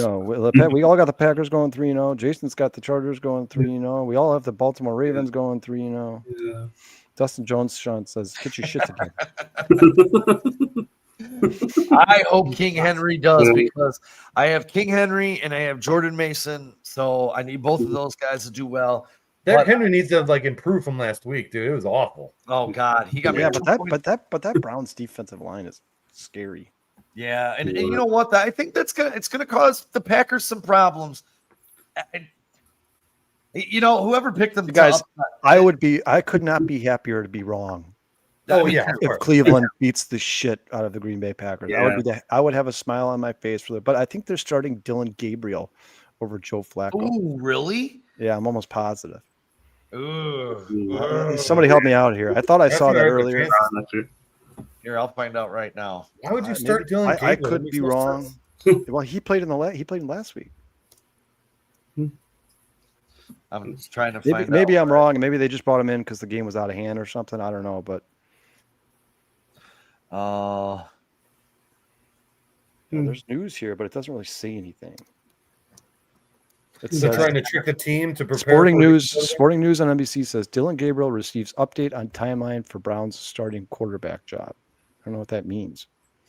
How does that Right mean? now, it says Dylan Gabriel will not start for the Cleveland Browns. Joe Flacco is the team's starting quarterback. Gabriel is expected to back him up, though there's no urgency to make Gabriel the full-time starter. Yeah, maybe I guess because they were just getting their asses, or they were just because they were getting their asses whooped. I guess. That's why. Yeah, I don't know, but and that's something we have to keep an eye on because if he is the starter, Green Bay is going to torch that team. Oh God, yeah. Oh yeah. Absolutely torch that team. Yeah. I hope.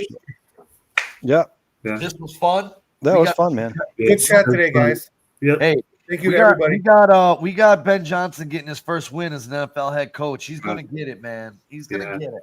He's She going to must- get it. All of us except for Jason. Jason and Dustin. Jason and Dustin are the non-believers. Somebody's got to be tethered to Earth. I mean, Yeah.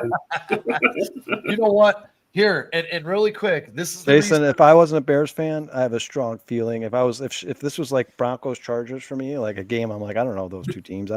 I would probably be picking the Cowboys. This is why I'm I'm taking okay. the Bears.